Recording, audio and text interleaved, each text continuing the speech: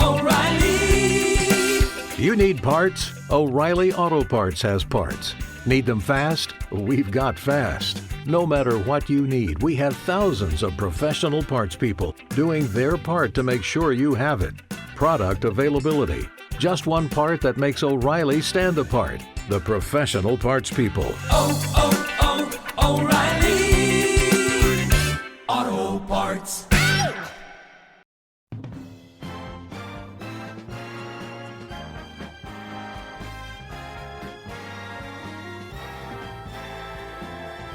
Now, the greatest radio shows of all time. Suspense. The Shadow Node. Washington calling David Harding, counter-spy. Classic radio theater. The Great Gildersleeve. Fibber McGee and Molly. Dragnet. Gunsmoke. The Lone Ranger. Now, step back into our time machine with your host, Wyatt Cox. Good evening, friends of the Inner Sanctum. Comedy on this Tuesday as we head back 80 years for an episode of The Great Gildersleeve, and a rather unique episode of The Great Gildersleeve, and we'll explain why in just a moment. That's followed by an episode of The Jimmy Durante Show, The Phil Harris Alice Faye Show, the Old Gold Comedy Theater, Dick Haymes starring in an episode entitled You Can't Ration Love. This is also from 80 years ago. Right in the middle of World War II, and an episode of Superman, wrapping everything up on this Tuesday, 25th day of February, 56th day of the year, 309 days remaining till we get to 2026. President George Washington held the first cabinet meeting in 1793. 1836, Samuel Colt received a patent for the Colt revolver. The first printing press, patented by Thomas Davenport, electric one that is, in 1837. In 1870, Hiram Rhodes Rebels, a Republican from Mississippi, sworn into the Senate, becoming the first African-American ever to sit in Congress. In 1901, J.P. Morgan incorporated the U.S. Steel Corporation. Oregon placed a 1 cent per gallon tax on gasoline, becoming the first state to levy a gas tax. In 1925, Glacier Bay National Monument, now Glacier Bay National Park and Preserve, established in Alaska in 1925. And on that same date in 1925, the diplomatic relations between Japan and Soviet Union were established. In 1928, Charles Jenkins Laboratory of Washington, D.C. became the first holder of a television license from the Federal Radio Commission, the predecessor to the current Federal Communications Commission. In 1932, Adolf Hitler obtained German citizenship by naturalization, which allowed him to run in the 1932 election for president. In 1951, the first Pan American Games held in Buenos Aires, Argentina. 1954, Gamal Abdel Nasser made premier of Egypt. In his speech on the personality cult and its consequences, Soviet leader Nikita Khrushchev on this date in 1956 denounced the actions of Joseph Stalin. In 1964, one Cassius Clay defeated Sonny Liston in Miami to become world heavyweight champion. Of course, Cassius Clay, better known as Muhammad Ali, had these comments about his win. Even if I hurt him so bad he had to go to the hospital, and I'm still pretty. What you gonna say about that, huh? He's never been stopped. He's never been, oh, I'm so great. Oh, I'm so great. I didn't stop the fight. The doctors had to stop it. Oh, I'm so pretty. I shook up the world. Never write about me like that. Never make me 6 to 1. You just make me angry. Never make me no underdog. And never talk about who's gonna stop me. There ain't nobody gonna stop me. Not a heavyweight in the world fast enough to stop me. Good boxer, good talker. Cassius Clay, Muhammad Ali, on this date in 1964, becoming the world heavyweight boxing champion. In 1969, Germany gave $5 million to an Arab terrorist as ransom for the passengers and crew of a hijacked jumbo jet. In 1971, the first unit of the Pickering Nuclear Generating Station, first commercial nuclear power station in Canada, went online. In 1986, President Ferdinand Marcos of the Philippines fled the nation after 20 years of rule as in the People Power Revolution. Corazon Aquino became the first Filipino woman president. U.S. Secretary of State George Shultz had these comments. It is the Filipino people, of course, who are the true heroes today. They have high expectations for their country and for democracy. And while Ferdinand Marcos fled the Philippines, it would be a number of years later, 2002, that his son would be elected president of the Philippines. In 1991, an Iraqi Scud missile hit an American military barracks in Dhahran, Saudi Arabia, killing 28 U.S. Army reservists from Pennsylvania. It's total. The whole thing's gone. Everybody in it is either wounded or dead. How many people were inside? About 130 maybe. There's 53 for sure. That was my unit. They're gone. Part of the Gulf War on this date in 1991. 1992, Patti LaBelle won her first Grammy in the Best Female R&B category. She shared the award with Lisa Fleischer in the first tie since 1986. LaBelle dedicating the award to her late sisters.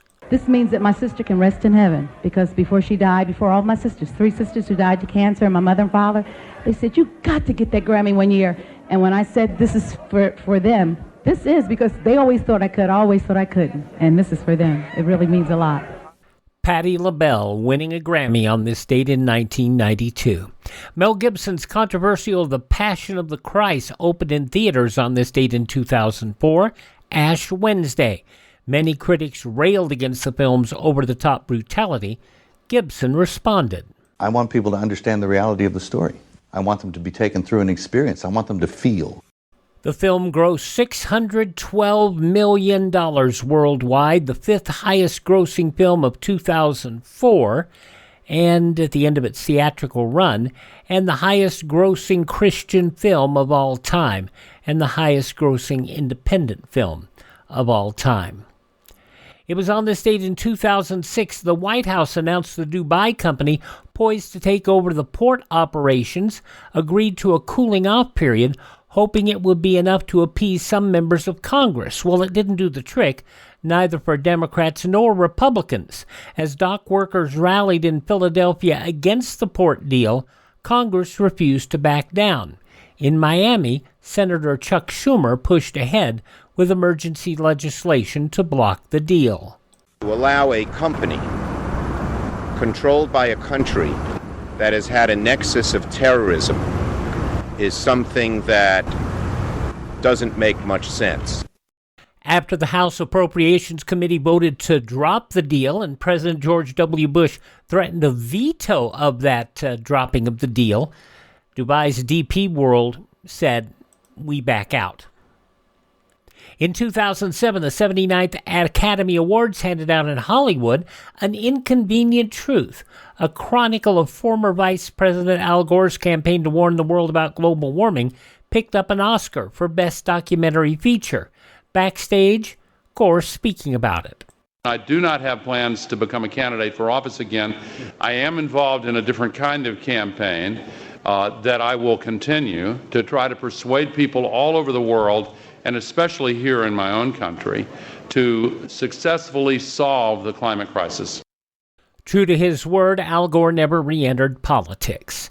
In 2016, 3 people killed, 14 others injured in a series of shootings in the small Kansas cities of Newton and Heston, north of Wichita. The shooter, identified as an Excel Industries employee, Cedric Larry Ford, was then killed by a responding police officer. Passing away on this date in history, poet Thomas More, gangster Bugs Moran, Peyton Place author Grace Metalius, also black Muslim leader Elijah Muhammad, playwright Tennessee Williams, actor Jimmy Coco, also actor Darren McGavin, the probably the most prominent ever Surgeon General of the U.S., C. Everett Koop, and Bill Paxton, all passing away on this date in history. Let's look at birthdays, and they include the wonderful Jim Backus. Oh, hi, Fay. It's great to see you again. Oh, wait a minute. You're not Mr. That is correct. Well, who are you? Allow me to introduce myself. You are in the presence of the wealthiest man in the universe, Hubert Updike III.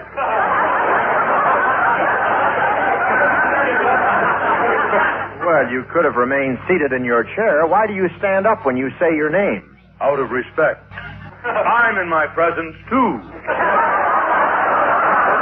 Well, I must be in the wrong office. I wanted to see the president of NBC. I am the president of NBC and the owner. Dear old Dad bought it for me for my birthday. From an April 1955 episode of The Bob Hope Show, Jim Backus playing a character he would reprise later on in Gilligan's Island as Thurston Howell III. Of course, he played that same sort of wealthy, braggadocious character a number of times, but he was also better known for another character, Mr. Magoo, the nearsighted cartoon character. Jim Backus, born on this date in history, along with Italian tenor Enrico Caruso, Zeppo Marx, the fifth Marx brother, who we very rarely remember today, mostly a straight man, tennis player Bobby Riggs, who challenged the notion of the battle of the sexes, also bluegrass musician Ralph Stanley, the MASH creator, the TV show version, Larry Gelbart, born on this date, band leader Tommy Newsom, a wonderful saxophone player, did a lot of stuff in that regard, but he was always the second in command for the Tonight Show Orchestra, also did a lot of arranging. Country singer Farron Young, the Beatles' George Harrison, born on this date, and race car driver Davey Allison, all born on this date in history. Hi, this is Jeff Foxworthy. It is now time for the birthday announcements. The following people are now officially older than dirt. She was a voice in your ear through NBC TalkNet, and then went on to do television talk with odd-colored glasses for the time. Sally Jesse Raphael, 90 years old today. Broadcast journalist Bob Schieffer, mostly with CBS, 88 today. Pro wrestler Ric Flair, who is one of those guys who just doesn't know when to retire. He's still out there doing a lot of business things, and on, I think, his 67th wife. Ric Flair is 76 today. Carrot Top, who still performs in Las Vegas to this day, is 60 years old, I believe, at the Luxor. From The Family Man, Téa Leoni is 59. Don't go get a new career without even telling me about it. Don't take Annie out of a school that she loves, and don't move us out of a house we've become a family in. She's done a lot of television work along the way. You've seen her in a lot of it. Frasier and other shows. Téa Leoni, 59 today. The son of Patty Duke and John Aston. Sean Aston, 54 years old today. And, of course, you know him from The Lord of the Rings. Come on, Mr. Frodo. I can't carry it for you. But I can't carry you. The Lord of the Rings. Sean Astin, 54 today. Julio Iglesias Jr. is 52 today. Comedian Chelsea Handler is 50. Thank you very much. That's nice. I could be very fat very easily. It's very hard for me to even maintain this weight. From her self-titled comedy special, Chelsea Handler, 50 today. Did a whole bunch of stuff. You remember her probably most from Parks and Recreation.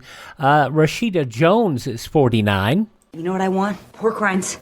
I want jelly beans, and I want a huge trash bag filled with mashed potatoes. I want to be Pac-Man, and instead of dots, I want them to be cinnamon buns. You got me at cinnamon buns. Rashida Jones, 49 today. Just most recently from All Elite Wrestling, but her biggest hits were in Ring of Honor and Impact Wrestling. Maria Kanellis Bennett, if you will, 43 years old today. From Malcolm in the Middle, Justin Burfield, 39. Fred and George Weasley in the Harry Potter films, James and Oliver Phelps, both turned 39 today. And from the Hunger Games, Isabel Furman is 28. Those just a few of the people who celebrate the 25th day of February is their birthday. And if this happens to be your birthday... Happy birthday to you.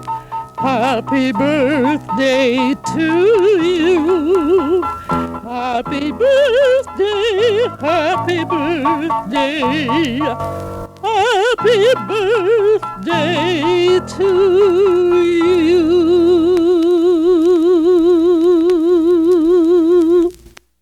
Thank you, Mrs. Miller. We are up first here on this Funny Monday edition of Funny Tuesday edition of Classic Radio Theater with Wyatt Cox is an episode of The Great Gildersleeve, and it's going to require a little bit of explanation, because what we're going to be doing is we're going to hear something you probably never... Well, did you ever wonder what happened when they did those war bulletins and people are sitting in a studio audience waiting to be entertained? You're going to hear that in just a moment on this Tuesday Classic Radio Theater with Wyatt Cox.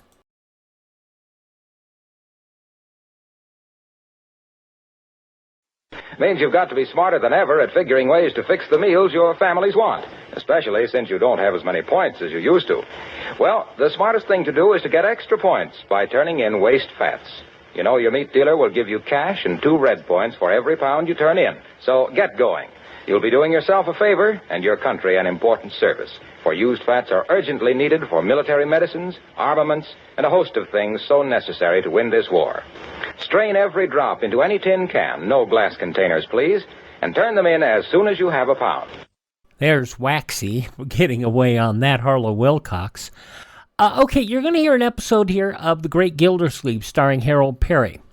Now, there was a war bulletin being broadcast at the time the Great Gildersleeve program started. What we're going to hear is we're going to hear the start of that war bulletin, and then the recording switches to the studio. As you're going to hear until the war bulletin ends, you're going to hear Harold Peary and Walter Tetley entertaining the audience, keeping them occupied with stuff that probably couldn't be said on the air, off the air. And we'll hear that here. This goes back 80 years, February 25th, 1945, the final year of World War II. The National Broadcasting Company interrupts all its programs to bring you a special broadcast from Guam. For a personal report on the war in the Pacific by Navy Secretary James Forrestal, who has visited the battle-torn shores of Iwo, we take you now to Admiral Nimitz headquarters at Guam. They seemed tiny figures scrambling skyward against a background of blue. Lifebuoy is brother to you. Leroy!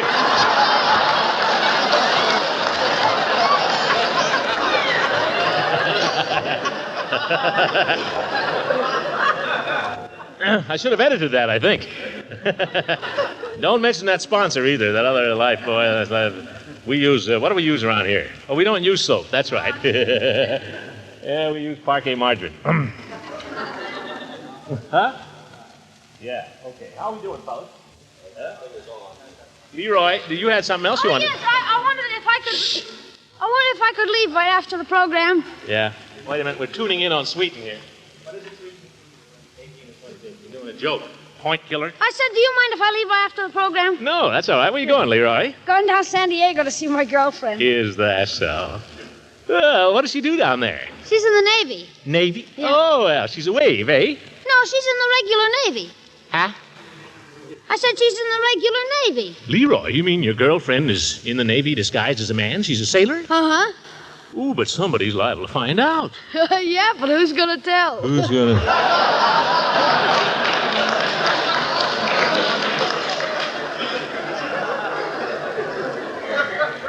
I'll never let you do that kind of stuff again, I said.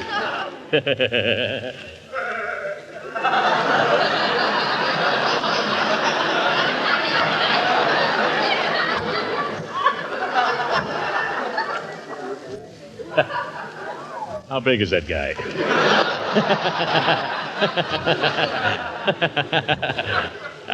It reminds me of something very funny. I always enjoy doing camps and hospitals and all that sort of thing. But we call them benefits in show business because something always happens that causes us to have a lot of fun.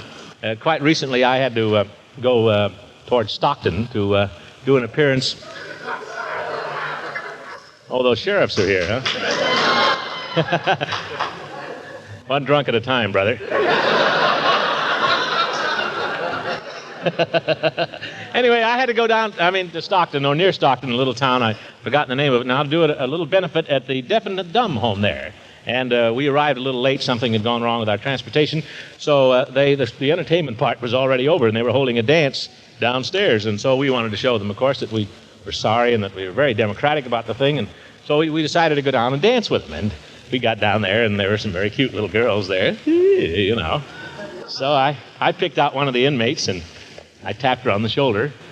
And in sign language, I said, you, me, and she did that back. So we sat around and waited for a minute for things to start, like the music to begin and all that sort of thing. And finally, just we were about ready to dance, a guy came up and said, "Hey, Mabel, how about the next dance?" She said, "I'm sorry, I got it with this dummy here."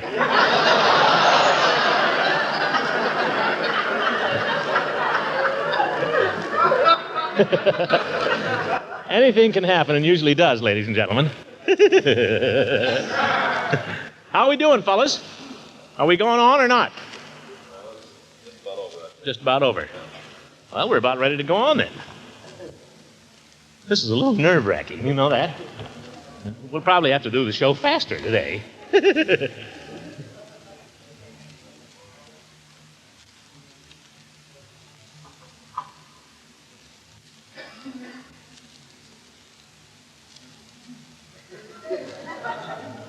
Don't get nervous. We'll take care of that up here.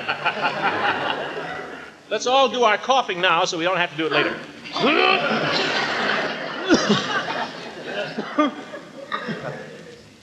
Yeah.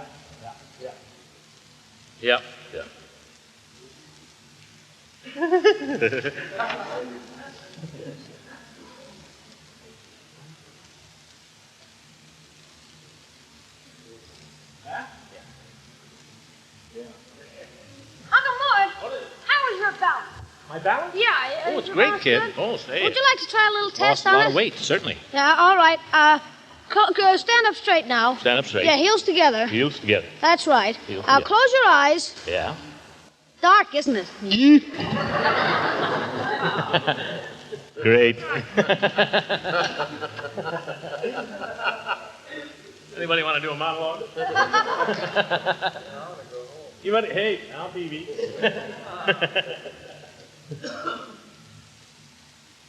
Where's Carpenter?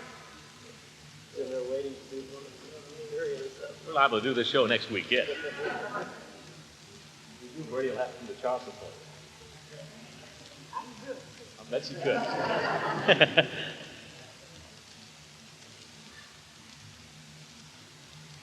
Deadline.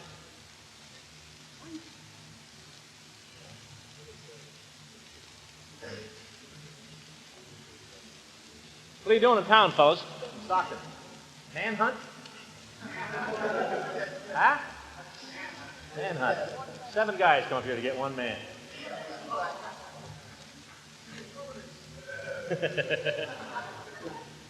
got 7 sheriffs from Stockton here, ladies and gentlemen. 7.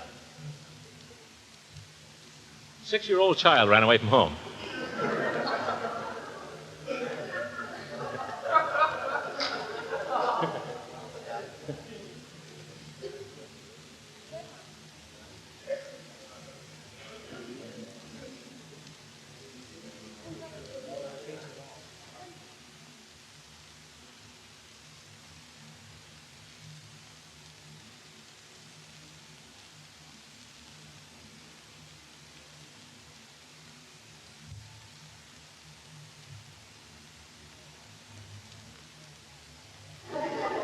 Kraft presents The Great Gildersleeve. The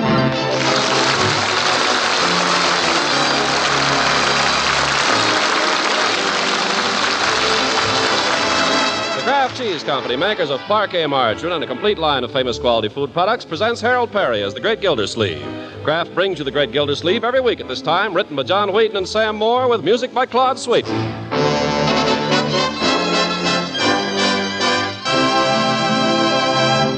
We'll hear from the Great Gildersleeve in just a moment. Who makes parquet? That's the usual question from guests when they first taste this delicious spread for bread. And when the gracious hostess replies, why, Kraft makes Parquet, you'll find the guest nodding his head as much to say, I thought so. It tastes so good. Yes, the name Kraft stands for the kind of quality you expect in fine food products. And Parquet margarine is a quality food product through and through. Parquet has a fresh, delicate flavor that really satisfies. It's so economical to buy. It's easy to spread. Parquet is so wonderfully nourishing, too. Contains vegetable oils rich in food energy value. And Parquet is fortified by Kraft so that every pound contains 9,000 units of vitamin A. So treat your family and your guests to Parquet, P-A-R-K-A-Y. Parquet margarine, the Kraft quality spread. Yes, Kraft makes Parquet.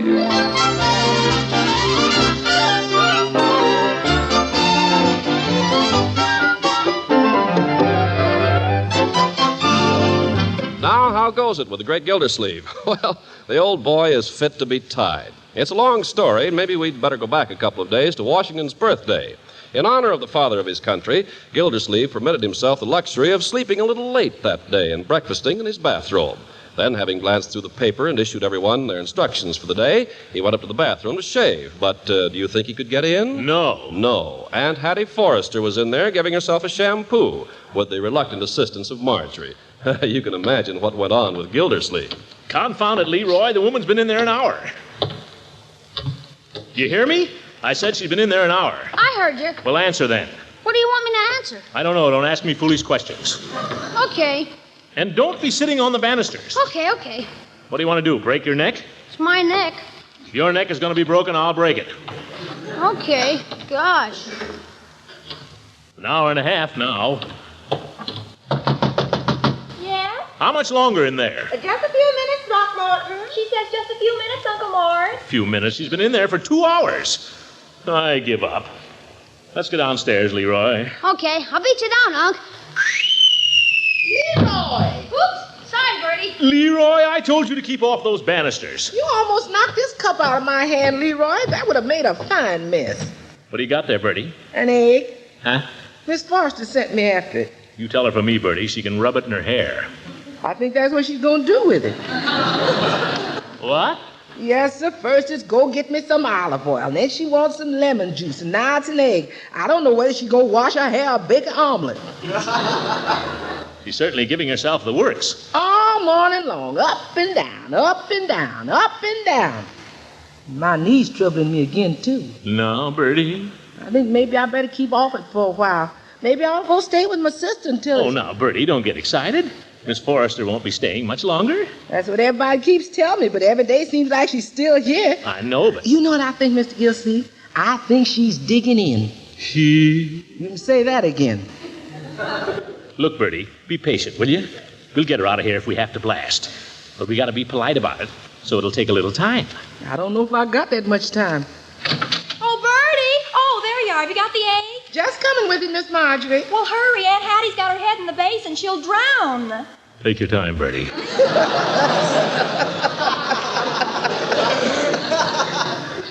How are things coming in there, Marjorie? Don't ask me. Bertie, wait. Yes, sir?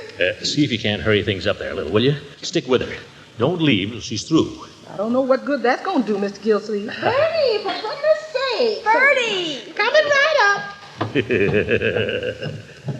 Well, maybe I won't shave it all today. I'll just give up, I think. Say, Unc. No, Leroy. What is it? Can I go out now? No, it's too slushy out. But I'll wear my rubbers. If you were too sick to go to school yesterday, you're much too sick to go out today. But I feel fine now. Yesterday I had a sore throat. We'll take no chances. You're staying indoors. Oh, gosh. What is there to do? Study your lessons if you have nothing else to do. But this is a holiday. I'm not supposed to study. It wouldn't do you any harm, my boy. Where do you think George Washington would have gotten if all he ever wanted to do was go outdoors? I don't know. Outdoors, I guess. How do you think Washington got to be president? He spent long hours every evening studying his books by the light of the fire, working out problems with charcoal on a shovel. That wasn't Washington. That was Lincoln. All right, he got to be president, didn't he? Yep. Very well. Don't bother me anymore, Leroy. I want to read the newspaper. Unc, Yes? just one question. Well, what is it? Now can I go out? Oh, how can you ask that? We've just been through the whole thing. Okay. Find something to do, Leroy. Okay. I still think you ought to let me go out, though. I'm liable to get into mischief. You do, and you'll regret it. I know, Unc. Can I use your typewriter? Typewriter? Well, if you're very careful of it, my boy. Remember, it's not mine. It belongs to the water department. Well, I'll be careful. I always am. Thanks, Unc. Yes, yes. Don't disturb anything in my study. You can't use Unc's typewriter, Marge. Unc said I could use it. He said I wanted to use it. Well, my dear, don't tell me Hattie's finally... What's happened to your dress? Oh, I got splashed. It'll dry out. But what a fuss. You'd think she was Hetty Lamar. She's been at it for 3 hours. I didn't think she had that much hair. You ought to see. She's got it all done up in curlers. Curlers, Hattie? That's something new, isn't it? Oh, that's not all. She asked me if I thought it would look too young if she wore a ribbon in it. A ribbon? Blue. She says it's Judge Hooker's favorite color. You mean the judge... Oh, no. Not those two. Not those old goats.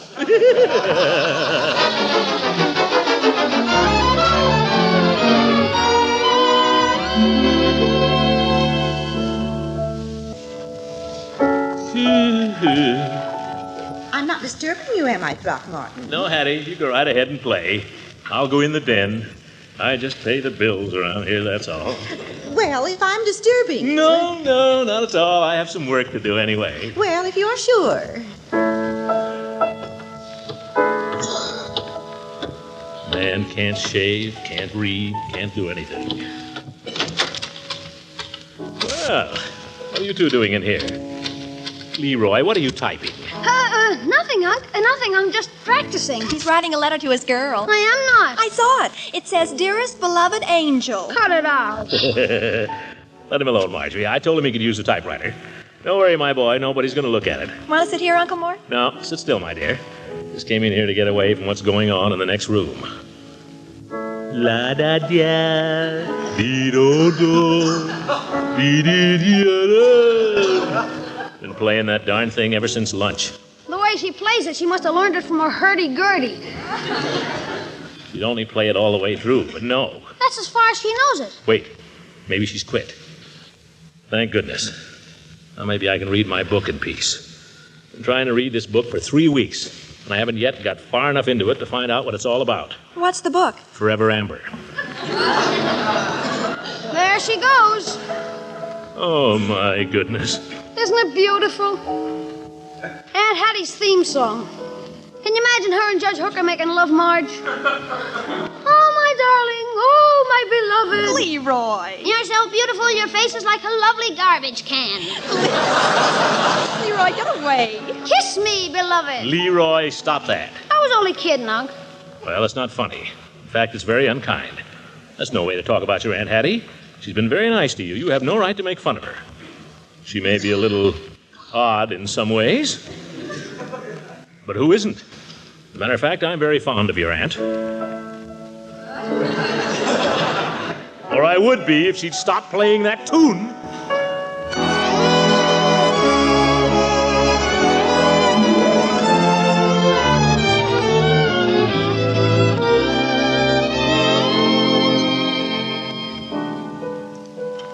I'm just going to have to do something about this, that's all. This could end up in an axe murder.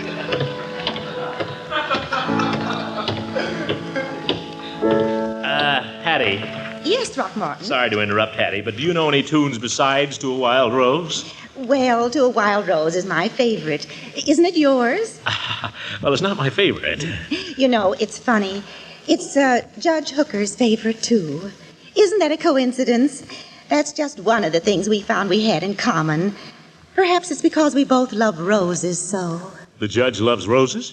Oh, he's a great rose fancier. He tells me he has a whole garden full of roses, very fine ones. But his pride and joy is a Mrs. Warren G. Harding. And guess what? What? He's promised that I shall have the first rose that blooms on it this year. But, Hattie, roses don't bloom till June. When you want something very much, Throckmorton, you don't mind waiting for it. February, March, April, May, June. I'll kill that hooker. Rose fancier. Why, the old goat, he gets hay fever every time he gets near one.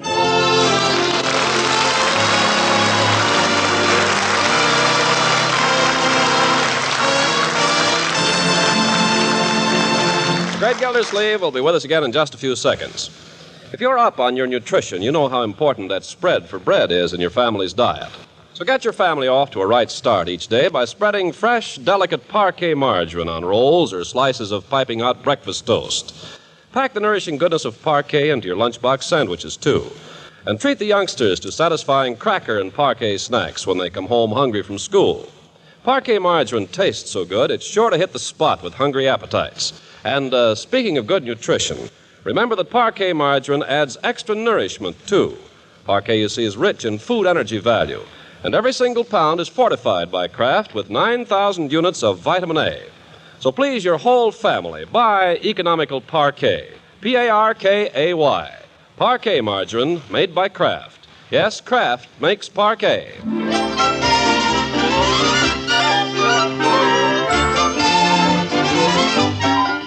Now let's get back to our friend Gildersleeve and his problems. Fearing that Aunt Hattie's infatuation with Judge Hooker may keep her around indefinitely, he decides to take action. Accordingly, we find him entering Judge Hooker's office, where the judge is sitting at a desk piled high with books and papers. Come on, Horace. I'll be with you in just a second, Gildy. Kinney versus Koopman, 116 Alabama, 310, 1896. 1896. Now, what can I do for you? You can drop your legal bedside manner for one thing, Judge. I'm not here for a consultation. Oh? Well, I'm pretty busy right now. There's a brief I got to get ready before Monday, so if you've just come in to pass the time... I haven't. I've come to ask you a very important personal question. All right, fire away. What are your intentions regarding my sister-in-law? What the dickens are you talking about? Oh, so that's your line, innocence. Well, let me tell you something, you old goat. If you might at least have the courtesy to offer me a chair. Sit down, Gildy. Sit down. Make yourself comfortable. Thank you. Now, I have reason to believe that you've been tampering with the affections of Hattie Forrester, so don't try to deny it. Now, Gildy, I've only seen her 3 times. She's a fine cribbage player. That has nothing to do with it. Ever since the first time you saw her, she's been mooning around the house like a lovesick schoolgirl. Well, I always did have a way with the women. Have you been making love to her? Why, no, Gildy. I don't believe so. What do you mean by that? Well, Hattie's a woman. I find her company very pleasant. If she finds me attractive, can I help it? Attractive? She never could have found you attractive unless you'd gone out of your way to make an impression. What'd you do, show her your elk's tooth? Now, Gildy. I bet you told her about the time you stole the clapper out of the chapel bell at college. Well, I may have referred to the incident. I bet you told her about the time you shot a hole-in-one on that miniature golf course. I might have referred... Yeah, and the time you held 4 kings against 4 jacks and won $1.20. Own up now, didn't you? Well, you can't expect me to remember every detail of our conversation. We discussed a variety of subjects. We talked about books we'd read, movies we'd seen, music we both liked. Music? Ah, To a Wild Rose. Did you mention that? I may have. It's one of my favorite compositions in the modern school. Why? Hattie has been playing the darn piece ever since. I'll tell you something else, Judgy. When she plays it, she hears wedding bells and smells orange blossoms. Wedding bells? Gildy, I give you my word, I never said or done anything along that line. You always did have a way with women, Judge. Oh, now, Throckmorton, let's be serious. I am serious. This brings me back to my original question. What are your intentions? My intentions are honorable, but vague. All right, Horace, then you'll have to tell her so. What? It's the only decent thing to do. You go to Hattie and say, Hattie, I don't want you to be under any misapprehensions. I have no intention of marrying you. Oh, I can't say that to her. Why not? Isn't it the truth? Well, that's neither here nor there. Nobody but a boor would say it. That's ridiculous. I'll say it. I'll tell her you've been simply trifling with her. That she'd better forget all about you. Why, you wouldn't dare. I'll tell her. Better a short, sharp break than lingering heartache. And then perhaps a change of scene. Gildersleeve, if you slander my name to your sister-in-law, I'll sue you. Nothing slanderous, Judge. Only the next time you see her, duck.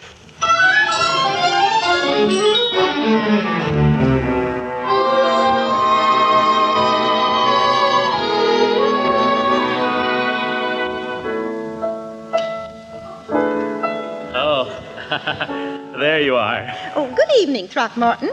Do you notice anything different about me? No, why? Something the matter? I fixed my hair a new way. Do you like it? Oh, great.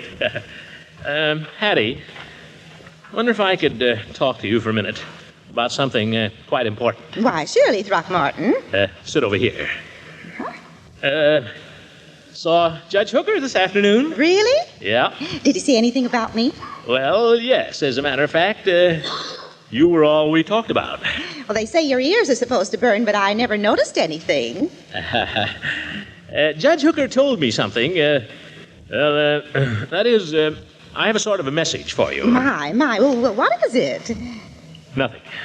But, Throckmorton, you got me all curious. Well, it wasn't exactly a message, Hattie. It was, the judge has been a bachelor a long time, Hattie. I know, the poor man. I've noticed these last few days that, you seem to be thinking about the judge quite a lot. Oh, I don't know what you mean. No, Hattie. Well, I will admit we have many things in common. We like so many of the same books, and we're both interested in flowers, roses, and so on. Look, Hattie, if you're thinking of Judge Hooker as a rose, you should understand he's definitely a rambler. A rambler? Yeah. He's quite a ladies' man. He's been a ladies' man for years. But he's still a bachelor. Throckmorton, would you mind telling me what it is you're trying to say? Well, Hi, Aunt Hattie. Seen the evening paper? No, I haven't, Leroy. I bet Marge has it. Oh, well, she'll bring it down in a minute. Leroy. Say, did you fix your hair a new way, Aunt Hattie? You look super. Thank you, Leroy. Leroy, your Aunt Hattie and I are talking about something that, suppose you run upstairs to supper. Oh, for goodness sake. Just wait till I get some kids of my own. Boy, will I push them around. Run along, my boy. Oh, gee. Well? Oh. Well, there's no use beating around the bush, Hattie. Judge Hooker is an old friend of mine, Hattie. But where women are concerned, he's no good. He's a Lothario. He's a Casanova. Oh, Throckmorton, it doesn't matter to me what Horace may have been in the past. I dare say he's known plenty of women. But if you think I'm going to condemn him to a life of loneliness just because he's never happened to find the right person, you've got another thing coming. Hattie, you think Horace is in love with you? I didn't say that, although I may have reason to think so. You're barking up the wrong tree. What do you mean? Believe me, Hattie, when Horace looks at you, he's only thinking of one thing. Cribbage. Throckmorton, I'll get him out of your mind, for heaven's sake. Oh, I'll do nothing of the kind. I happen to know he thinks differently about me. What makes you think so? Well, I have my reasons. Listen, Hattie, I've talked about with the judge. Well, I've got a letter from him, and if you'd like to see it, here it is. Letter? What does he say, Hattie? He says, Dearest beloved angel, I love thee every hour, every minute, and every second. And he signs it, Your Wild Rose. Wait. Throckmorton, someday Horace will have the courage to say that to me, face to face. Hattie, is the letter typewritten? Why, yes. Leroy!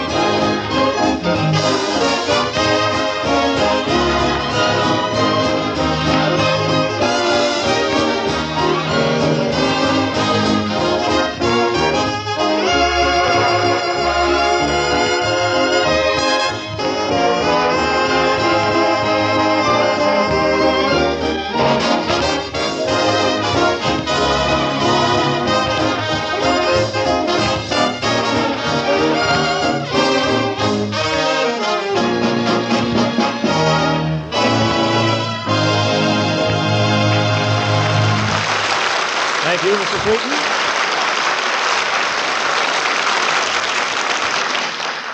Ladies and gentlemen, all of us must remember to write to the men who are doing our fighting for us. Nothing means more to the servicemen than letters from home. And short, frequent letters are better than occasional long ones. Write about the little day-to-day things. Fresh, intimate news is the best kind. And remember to use V-mail when you write. V-mail is inexpensive. You can buy the forms anywhere. And it flies overseas for only 3 cents postage. And most important of all, V-mail saves precious cargo space that's needed to send the troops food and ammunition. High Army and Navy officials agree that mail from home is one of the most important factors in maintaining morale. Certainly, it's little enough for us to do. Good night, everybody.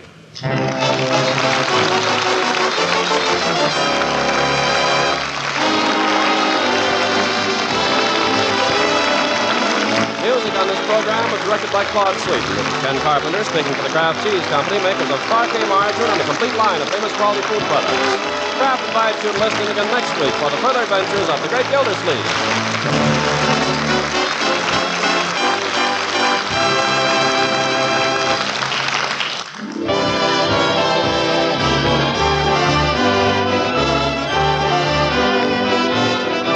All you women with the ration point blues, here's how to take one red ration point and buy 2 wonderful main dishes.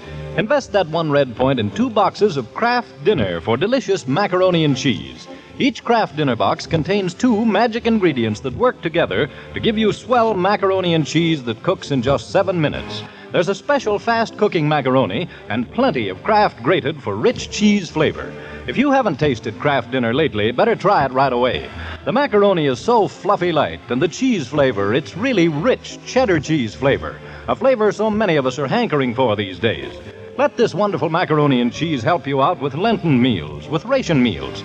Let it save you time and save you ration points. Tomorrow, spend just 1 red ration point for 2 boxes of Kraft Dinner. It's one of your food dealer's best buys.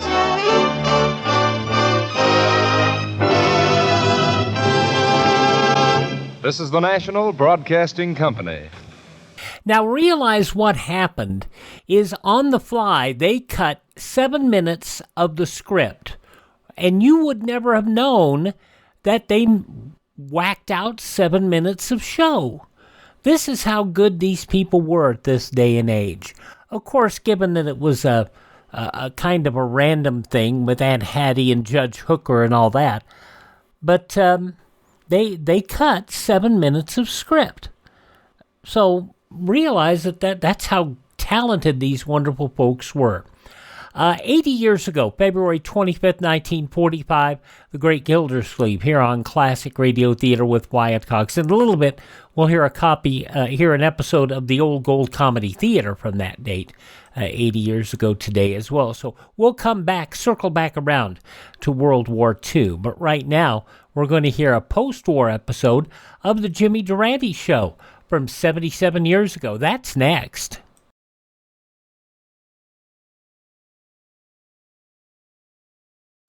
Did you know that for only $10 you can supplement the food rations of a family of 4 for a whole month?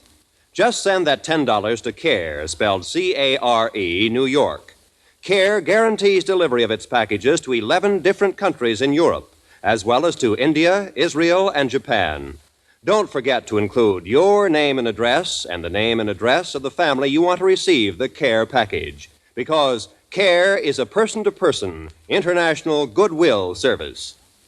We roll on this Tuesday episode of Classic Radio Theater with an episode of the Jimmy Durante Show, sponsored by Rexall from 77 years ago, February 25th, 1948. Jimmy is going to the racetrack. Good health to all from Rexall. From Hollywood, it's the Jimmy Durante Show. A-dink-a-doo, a-dink-a-dee. Oh, what a toot! Oh, a-dink-a-dee, a-dink-a-doo, a-dink-a-dee. Yes, 10,000 Rexall drugstores who carry the complete line of top-quality Rexall drug products bring you the Jimmy Durante Show with Peggy Lee, Candy Candido, Roy Bargy and his orchestra, the Crew Chiefs Quartet, yours truly, Howard Petrie, and that gay little gadabout, Victor Moore. And here he is, ladies and gentlemen, Metro-Goldwyn-Mayer's little bundle of bait for Esther Williams, the one and only Jimmy Durante, in person.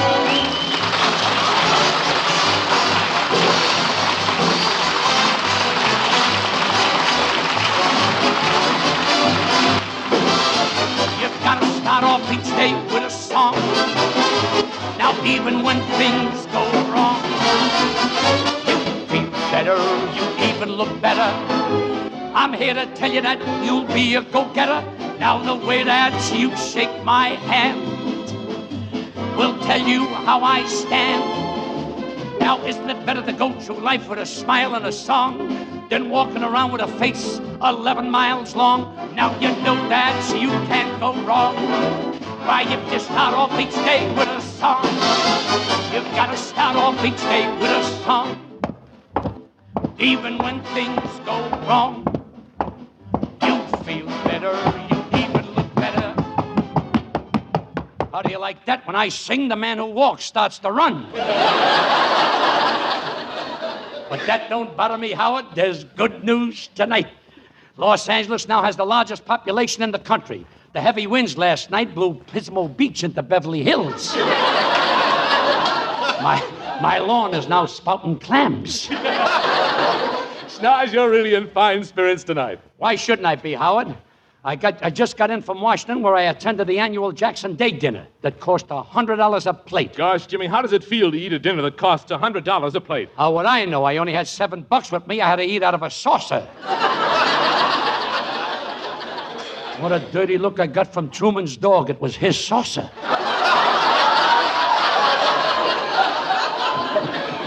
But Howard, that $100 a plate dinner was really she. All the political big shots were there. Governor Dewey, ex-Governor Stassen, Senator Taft, Governor Warren. Oh, but Jimmy, those are all Republicans. What were they doing there? This year, the Democrats can't afford to be choosy. They'll take anybody's money. Laughing. Where's the next line? Oh, yeah. And to prove it, Howard, here's a picture I took of the Republican delegation. Oh, let's see it, Jim. Oh, yes, there's Taft, Dewey, Stassen.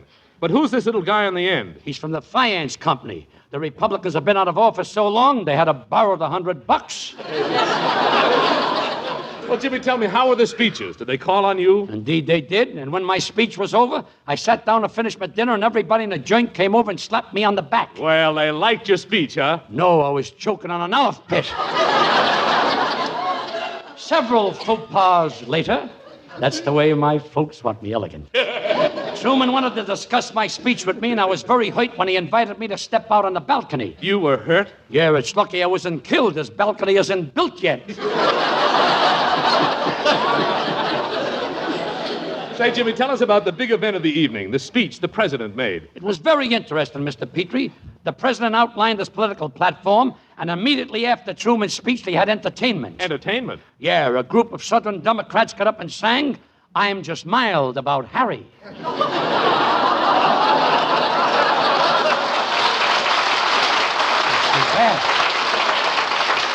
Well, now, how does all this affect your political future, Schnoz? Frankly, I'm worried, Howard. My political opponents have started a smear campaign against me. They say I'm illiterate, incompetent, and immaterial. And I regard that as a libel. Libel? Yeah, they're liable to prove it. Then on top of that, I'm worried about losing the women's vote to Dewey. Oh, Dewey hasn't got a chance against you, Jimmy, not with the profile you've got. I admit I've got a nice profile, but Dewey's got a whole face. It comes in handy for pictures that are taken from the front. Well, Jimmy, I think you're a cinch for the vice presidency, but with the strenuous campaign coming on, you've got to watch your health and get plenty of rest. I know that, Howard, and that's the grasshopper and the cold cream, formerly known as the fly in the ointment. But how can I rest when I can't sleep? Oh, you have insomnia. That's right. I'm an insomniac in the advanced stages. For instance, last night I was feeling quite fatigued and in a mood for slumber. So putting on my eyelash curlers, my chin strap with the dimple attachment, and the sling which keeps my nose from falling out of bed, I'm all ready for the Sandman when I hears a noise.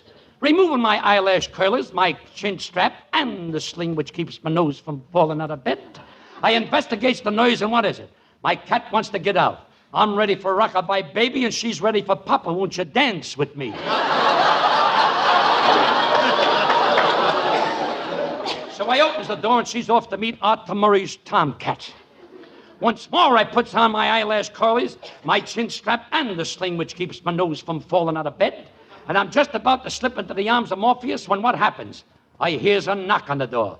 Feeling my way in the dark and stubbing my toe on a low boy which was higher than I thought. I opens the front door, and what is it? A messenger boy with a package. I said, what's the idea of delivering a package at 2 in the morning? Well, don't you deliver it in the daytime? He says, I can. I'm using a stolen bicycle. Slamming the door on his happy little face, I drops back into my beauty rest mattress, which on me is completely wasted. I tries the left side, the right side, the top, the bottom, the corners, and the edges. But no matter which way I turn, the dimples in my back don't fit the buttons in the mattresses. 2 hours later, I'm just about to drift into Summerland and again I hears a scratching at the door. So once more I opens the door, and what is it? The cat has canceled her date. The other cat was a Henry Wallace fan. He brought along a third party. Now you know that you can't go wrong.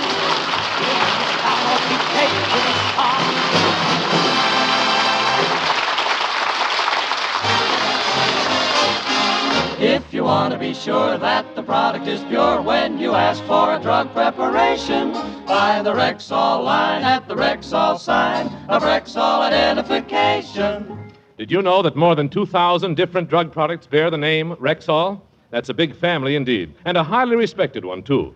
For in millions of American homes, the familiar name Rexall has come to mean the utmost in quality, purity, and reliability. So for any and for all of your drug needs, always buy Rexall.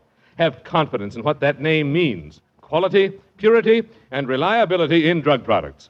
Get them at Rexall drugstores throughout the nation, where 25% of America buys its drug needs. If you want to be sure that the product is pure when you ask for a drug preparation, buy the Rexall line at the Rexall sign of Rexall identification. Good health to all from Rexall.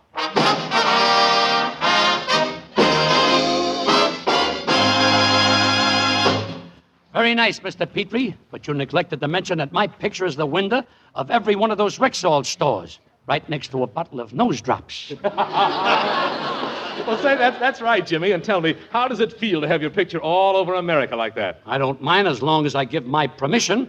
But last week, without my permission, a likeness of me appeared on a national advertising campaign, and I was about to sue. Well, if it was a likeness of you, Jimmy, why didn't you sue? The makers of rival dog food proved it was a Cocker Spaniel. Unnatural mistake. We both happen to have the same beauty marks. Yes. I apologize. But now, ladies and gentlemen, to proceed from the nonsensical to the non-sequitur, which is just 20 miles this side of San Bedou, I'm proud to present... Pardon me, is this the Take It or Leave It program?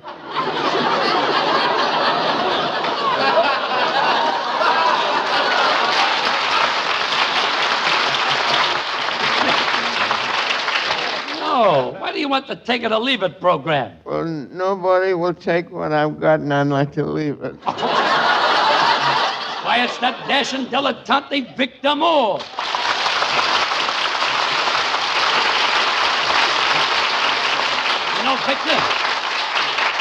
Victor, it's good to see you brimming over with vim, vigor, and vitamins.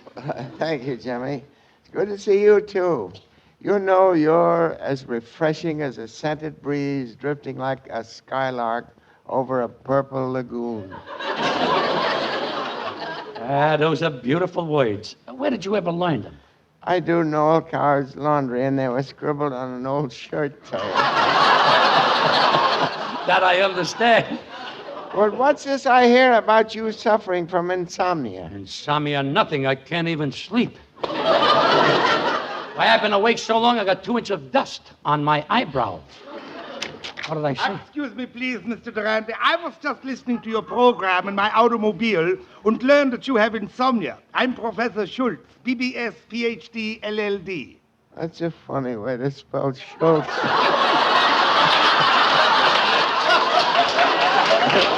Victor, please. We're in the presence of a man with a night school diploma. Mr. Durante, at the University of Heidelberg, I discovered a sure cure for insomnia. Oh. Now, if you buy this phonograph record of Brahms' Lullaby, and when you go to bed tonight, you play it over and over, I guarantee you will fall sound asleep. Sounds all right, but won't I have to wake up to turn off the record? Oh, that's what everybody says. I just can't sell any of these records.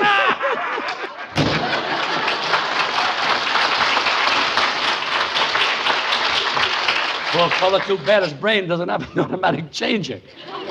Jimmy, you don't need that guy. I got a sure remedy for insomnia.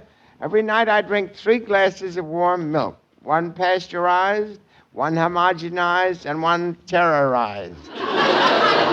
Milk that's terrorized? Yeah, it's from discontented cows who didn't want to let go. I always use carnation milk. It looks better in my lapel. But what can I do to get a little sleep? Well, I could drop around tonight and sing to you. Sometimes I sing myself to sleep. You sing yourself to sleep? Yeah, I just lie back and start to croon. Rock-a-bye, Victor, on the treetop. That puts you to sleep? Sure. I'd be crazy to stay awake and listen to a racket.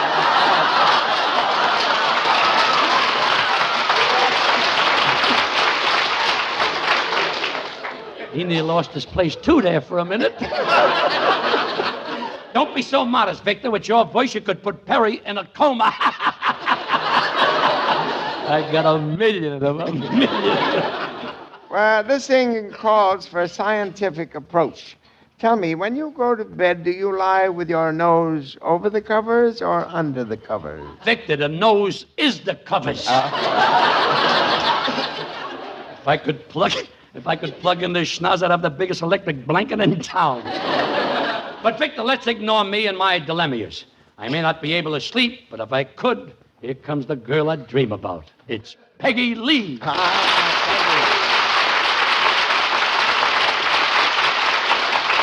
Greetings. Peggy, might I say that you're looking chick tonight? Well, so are you, Jimmy. As a matter of fact, I don't know which one of you is prettier tonight, you or Victor. Well, I got dimples. Well, Victor may have dimples, but I must have something. He's got insomnia. Ah, you poor thing. Jimmy, what you need is some fresh air and relaxation. I went out to the racetrack yesterday, and I feel terrific. Say, that sounds like a good idea. Did you win any money? Well, I was wearing a dress with a new look, so I only bet to win and place. How come? Well, with a new look dress, nothing ever shows. Ah, Peggy, you blonde bombshell, you. Everybody wants to get into the act. Say, that's funny that you mentioned the racetrack, Peggy. Just this afternoon, I found a free pass to the clubhouse. See, Jimmy, we can go out and spend the whole afternoon at Santa Anita without spending a dime. A tempting proposition. Well, don't you sing, Peggy, while Victor and I go into my mulling room and mull it over. Glad to, Jimmy, glad to.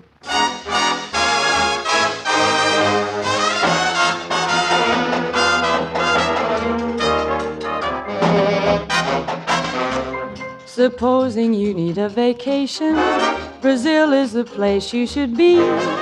So you can't understand what they're saying, or you can't read a sign that you see. But you don't have to know the language. With the moon in the sky and the girl in your arms and the look in her eyes.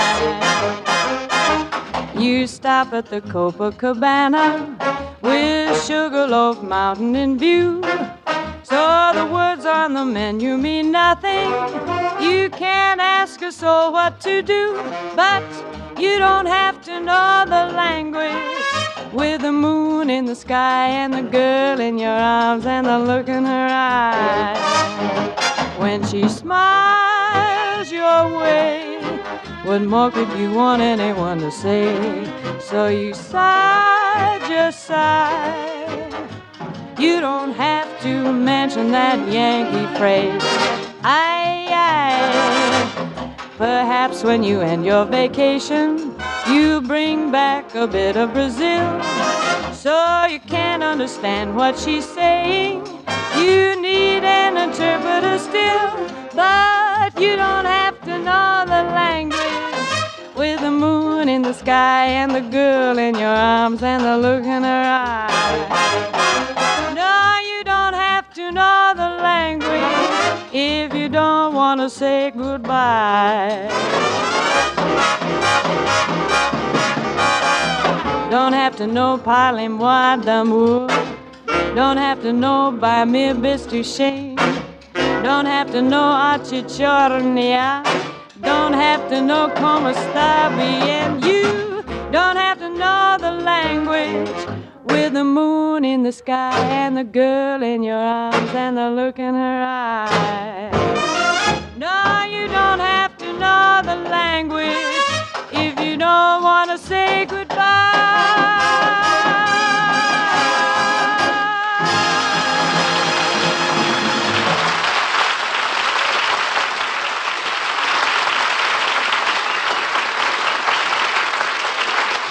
60-second story from the Rexall Laboratory. One of the most ingenious instruments in the great Rexall Control Laboratory is the pyrometer.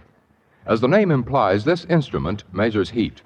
It's really a hypodermic thermometer with a long needle-like attachment which can penetrate a container and take the temperature of the product inside. Some Rexall products, such as surgical ointments, are sterilized even after they are sealed in tubes.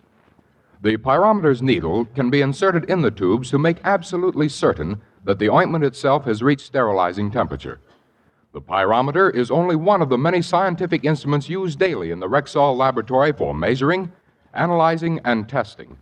But it's one more reason why you can depend on any drug product that bears the name Rexall. So for any and for all of your household drug needs, always buy Rexall at Rexall drugstores everywhere. If you want to be sure that the product is pure when you ask for a drug preparation, buy the Rexall line at the Rexall sign of Rexall identification. Good health to all from Rexall.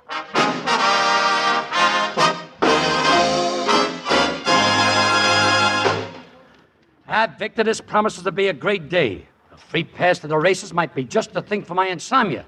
And who knows, at the track we might even meet a few girls of the female species. Well, girls are all right, Jimmy, but I like horses better. You do? Yeah, ever since I was a young man, I spent most of my time with horses. A recommendable pastime. But haven't you ever thought of marriage? I have, but I just can't find a horse that's serious. If any of my friends are listening in Chicago, please stop that joke before it reaches New York. But my boy is as frisky as a 2-year-old. He's feeling his oats tonight. Well, come on, Jimmy, let's go to the track. This free pass is burning a hole in my money belt. Okay, Victor, I'll go, but remember, no betting. Okay. Racing farms, get your racing farms here. One side, my good man. We're not betting today. That's right, buddy. Now let me have that free pass, Victor, and watch the way I impress this guy at the ticket window. Hello, my good man. Here's our pass. What are you doing out here? I'm betting $2 on you in the next race. Betting on me? Wait a minute, I'm not a horse. Then why is that oat bag hanging down in front of your face? That's not a note bag, and stop counting my teeth. I'll tell you how old I am. Just a minute, Buster. This fella happens to be a friend of mine. I've yet to see the day you can holler at my friend. Go you tell hear? him, Victor. I've yet to see the day you can holler at my friend. Pipe down or I'll brain you. Well, this is the day. It's great to have a front man, but my boy is too much front and not enough man. But come on, Victor, let's rub hoofs with the horsey set. Look, there's Lana Turner. What scintillating hair. What bewitching eyes. What delectable skin. Yeah, and what delicious lips. You know it, too? No, I was just helping you take inventory. My boy likes to keep track of the stock in case of a clearance sale. Hi, fellas. Boy, am I crying the blues. I got a couple of bucks I want to spend, and I can't understand this silly racing form. Why, it's simple, Peggy. Look what it says about the first entry. Bred in Kentucky, does the mile in 140, wears blinkers, white bandages on legs, and chestnut markings on nose. Say, that sounds all right. Should I bet on him? That's just the owner. Wait till we get to the horse. Let's see. His name is Blind Date. Well, before Peggy bets on it, Jimmy, why don't you look under his name and check on his parents? You see, under this horse up here, it says, "Whirl away out of Pretty Mary by Seabiscuit." Well, what does it say under Blind Date, Jimmy? Oldsmobile, out of gas by Griffith Park.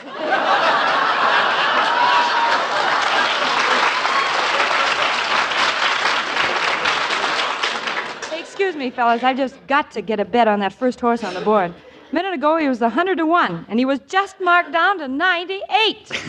That's a woman for you, always looking for a bargain. Ladies and gentlemen, may I have your attention, please? What's this? The Bluegrass Stable is auctioning off their entire stock. Now, the first horse is a 2-year-old named Free Pass. I'll start the bidding at $2,500. Who makes the next bid on Free Pass? Who'll make it 28 on Free Pass? Gosh, Jimmy, isn't this interesting? Yeah, and to think we got in on a free pass. What did you say? Free pass.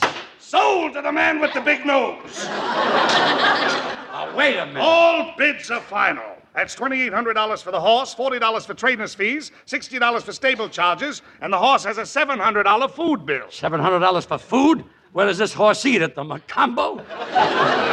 Don't be silly, Jimmy. They wouldn't let him in there without a necktie. This is no time for joshing. How am I going to get back my $3,300? Spread out, boys. It's hot breath Houlihan. Attention, Eastern States, we just solved your heating problem. Miss Houlihan, I didn't know you were interested in a sport of kings. Are you kidding? Why, the last time Seabiscuit ran in the Kentucky Derby, I was standing at the finish line. What happened? It was the first time the jockey came in ahead of the horse. I think I know how that boy felt. Turn off your motor, Pudgy. You're running out of gas. Wait a minute, Hot Brett. Maybe you can help me get my money back on this horse I just bought. You seem to know a lot about horses. Well, Natch, I'm from Texas. Whenever I go away from Texas, I feel like I've left a part of me there. If you'll have it shipped out here, I'll be happy to pay the freight. Yeah, and have them put a sticker on it. Use no hooks. Thanks, Muscles. Now, listen, I got some information that's right out of the horse's mouth. That sounds like an awful sloppy place to keep it. Victor. Look, boys, the horse you just bought is entered in the next race. Now, for $500, I think I can fix it so he's got a chance to win. Good. What's your plan? I'll put a martini in his oats, a Manhattan in his hay, and a bucket of champagne in his water trough. Will that make him win? I don't know. But if he loses, he'll be the happiest horse on the track. It's a deal, Hot Brett. Here's the $500. Thanks. Free pass will be the last entry, number 10. So long, flute snoot. So long. And goodbye to you, lover lips. It gets around. It gets around.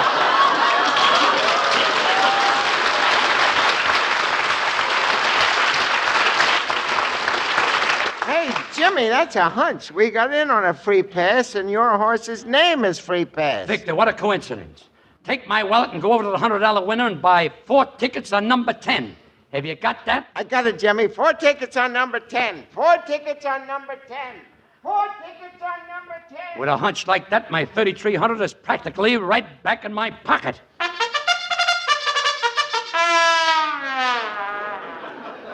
That guy's a novelty. Most people aren't flat till after the race. Boy, what a thrill. There's my horse number 10 walking along the rail. Hey, Free Pass, I'm depending on you. How do you feel about the race today? I'm feeling mighty slow. I'm surrounded by assassins. I gotta catch Victor before he makes those bets. They're off and running. It's too late. There goes my dough. Heading down the back stretch, it's Candy Bar in front. Bit of Honey, Wacky Packy, and Free Pass was left at the post. He's fumbling with the lock on the starting gate. Going into the far turn, it's Bit of Honey, Candy Bar, Wacky Packy, and Free Pass is still at the post. Now he's sending up flash for a locksmith. And now Free Pass is broken from the starting gate. He's gaining, and now the horses are coming down the line of finish, and the winner is number 10, Free Pass. Victor, Free Pass did it. He did it. That makes me even. Just think, 4 tickets on number 10. What did you say? I said 4 tickets on number 10. You got me 4 tickets on number 10, didn't you? No, I got you 10 tickets on number 4.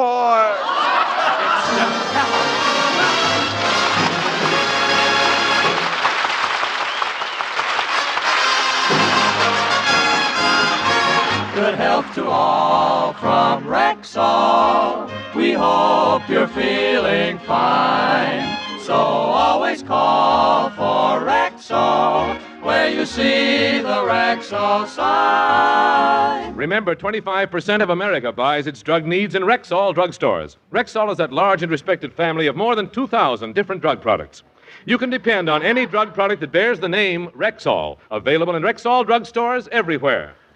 Touche, Howard, and I'd like to add, I do my shopping at a Rexall store, buying Rexall drugs and furthermore.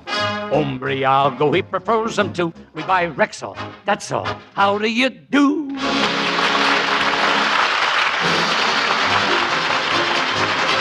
Now who will be with you when we're far away? Let me hear that high note, maestro. What a note, Mr. Peary. A delightful note, Mr. Durante. But, Jimmy, I've got a note here that I'm very proud and happy to read. Here it is. Tonight, because of your great charitable spirit, over 1,000 of your friends and admirers will gather at the Biltmore Bowl here in Los Angeles, where the Men's Club of the Mount Sinai Duarte National Medical Center will present you with a heart of gold. No better choice, Jimmy, could be made, because down through the years you have given your time, your money, and your heart to the less fortunate. When your friends pay tribute to you tonight, Jimmy, they are honoring not only America's favorite comedian, but one of America's favorite people. That's the message, and here's the plaque, Jim.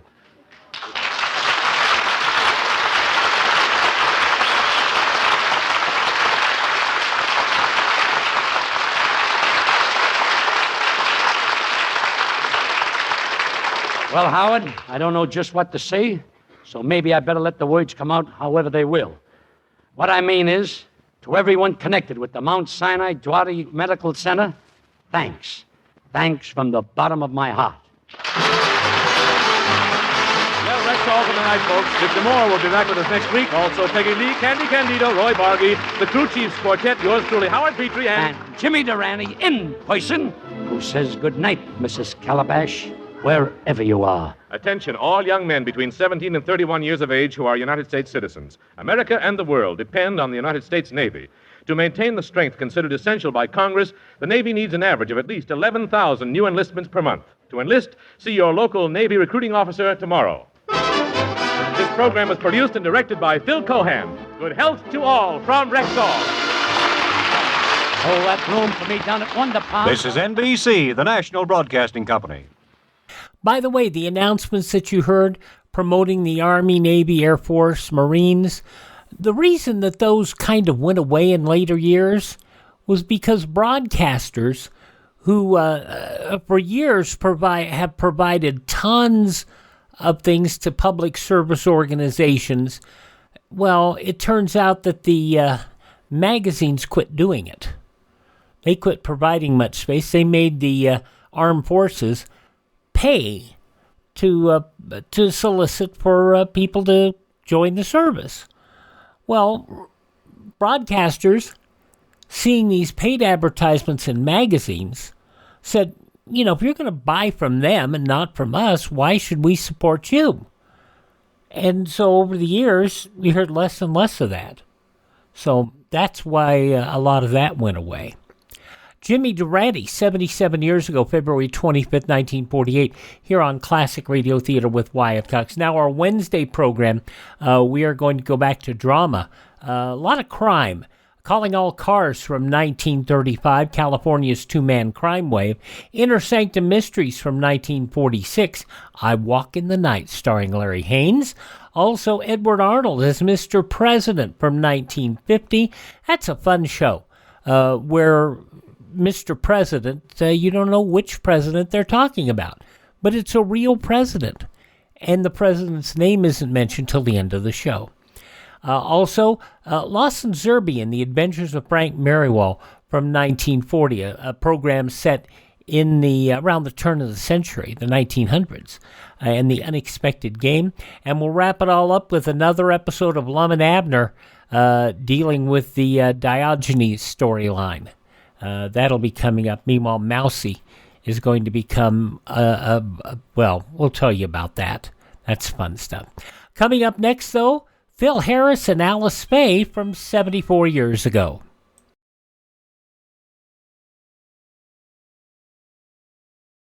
You know, defense is one job we can't put off. Because if we want security for our home and country tomorrow, we've got to do something about it today. How?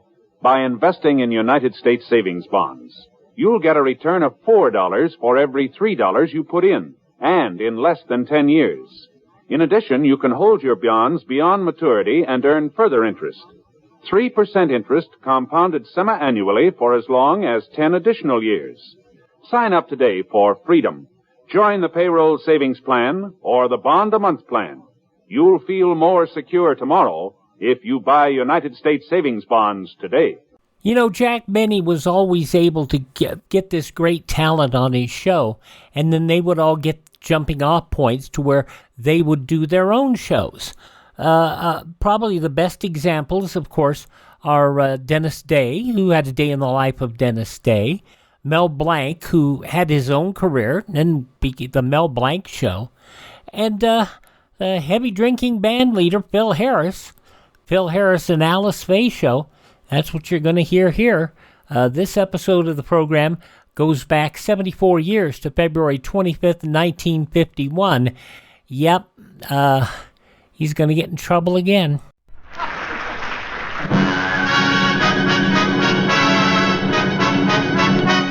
From Hollywood, the Phil Harris, Alice Faye Show.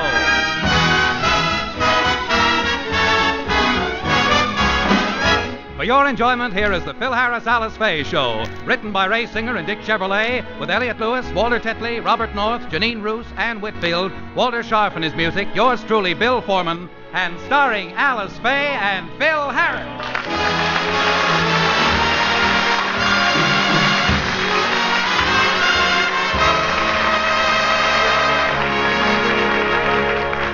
A few weeks ago, Phil Harris and his golf partner, Dutch Harrison, won the Bing Crosby Pro Amateur Tournament at Pebble Beach.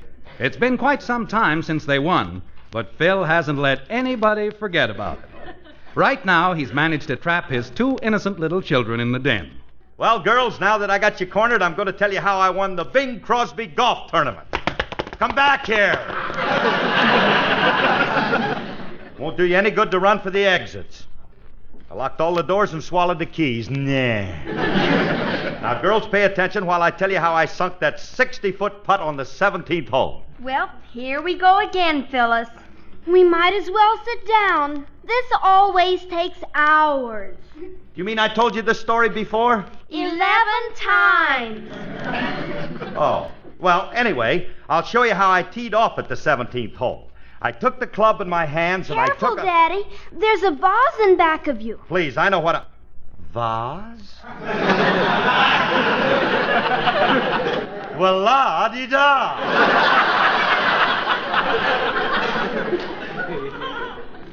She has an English truant officer. Thank you, baby Rosemary. Look, honey, I know how to handle the club. Now, as I was saying, I took the club, swung it back. Phyllis, stop dropping your baby teeth while I'm swinging. That wasn't my teeth, Daddy. You broke Mommy's vase. Oh, no, your mother will fracture me. Why couldn't it have been your teeth? You're going to get a second set anyway. Phil, what happened in there? Uh-oh, hold this club, Phyllis. Oh, no, you don't. You're not going to plant any hot brassy on me. What was that crashing here? I thought I... Phil Harris, what's that on the floor? The rug. Well, what's that scattered on the rug? Cigar ashes.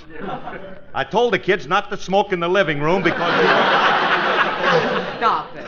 Those aren't ashes. Those are... Oh, Phil, you broke my Chinese vase. Vase, dear, vase. How did it happen? Well, I was telling the girls how I won the Crosby tournament at Pebble Beach, and look, as long as you're here, I'll tell you, too. Hold. If I have to hear that story once more, I'm going home to Mother. Well, wait, and I'll get my hat and go with you. She hasn't heard the story yet, I don't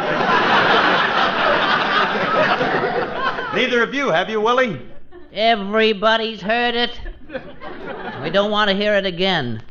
Oh, I'd give anything if I could find a golfer to beat the knickers off of you. Fine thing. A man wins a tournament and his own family won't listen to him tell about it. Nobody loves me in this house. Everybody hates me. Oh, if I was only old enough, I'd run away from home so fast. I sink an 80-foot putt and nobody wants to hear about how I did it. I tell you, Alice, it was an impossible shot, but I made it. Impossible, he says. Frankie told me you couldn't miss it. What do you mean? He said you made him go out the night before and magnetize the cup and the ball. That is a bald-faced lie. Wait till I see Remley. He's always trying to cause trouble. I don't know what's the matter with the guy. Why don't he leave what? Wait a minute, I'll get that. Hiya, Curly. Don't curly me, you broken down, rum-soaked, I can play anything by ear fink.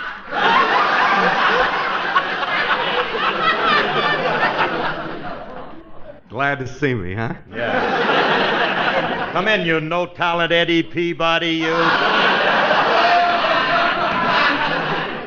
the matter with you? Did your wave set harden too fast and crack your little skull? No, but he has a bone to pick with you. I certainly do have a bone to pick with you. Just to belittle me and get me in trouble with my wife, you have to tell her a lie about me. Which lie are you talking about? Talking about the lie you told her about Pebble Beach, and I want you to tell her what really happened and tell her the truth. Okay. Alice, you remember when I told you about the night Curly went out to dinner with Bing Crosby? Yes. Well, her name wasn't really Bing. Her name was Bubbles. Not that one. Let's get back to the golf. All I want you to do is to tell her how I made that 140-foot putt. And tell her that the hole and the ball weren't magnetized. No, of course they weren't, Alice. That was just a wild story I made up. Good. Now tell her how I really did make it. We planted a strong vacuum cleaner in the hole and sucked the ball. Well, that's very interesting. Now, Phil, tell me all about Bubbles. Oh, Bubbles. Well, Saved by the Bell Telephone Company. I'll get that 1 minute. Frankie, you tell me about it. Alice, now that we're alone, there's something I want to ask you. What? Will you sing for me? Do you really want me to sing? No, but it's better than having you pump me about Bubbles.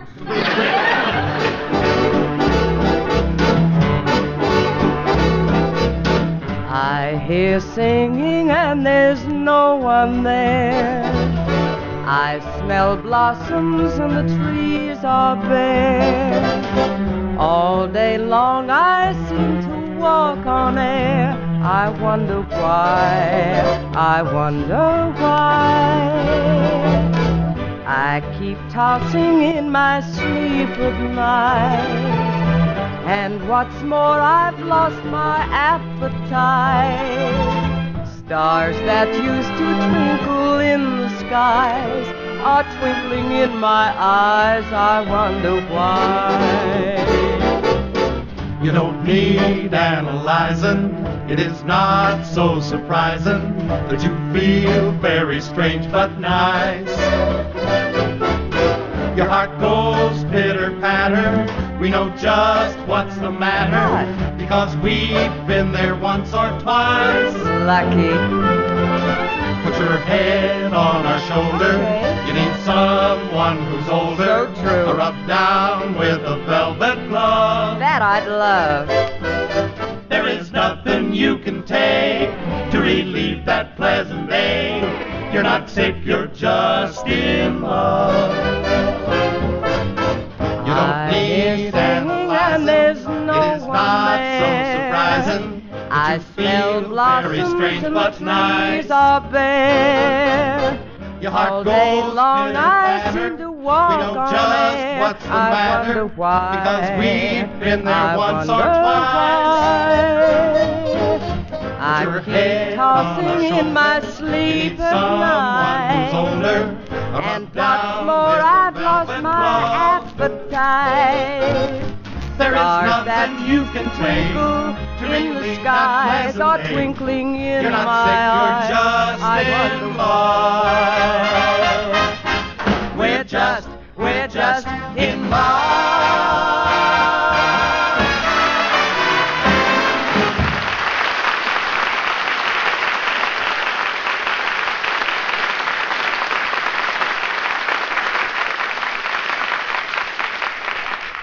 That was very pretty, Alice. Thank you, Frankie. Oh, Phil, who is that on the phone? Can't understand it. Everybody else likes me on the air. How could a man talk to me like that over the phone and call me such names? Well, who called Phil? Mr. Scott, our sponsor. I say sponsor. Well, what did he want? Well, today's the day he's supposed to pick up my option, and he wants me to come down to his office and give him one good reason why he should. Well, there are a lot of reasons why I should pick you up, Curly. None of them are any good, but there are a lot of reasons. All right, Frankie, please. Now, this is no time for that because it could be very serious. If you don't pick up my option, that means that I'm going to be out of work. Oh, what if you are, honey? You have nothing to worry about. What do you mean I got nothing to worry about? Don't you realize, Alice, if I'm out of work, who's going to support you? Oh, Phil, stop making jokes at a time like this. Now, there's no sense getting upset until you know exactly what Mr. Scott is going to do. Let's go down and see him. I'll go with you, Curly. You might need some legal advice. Yeah.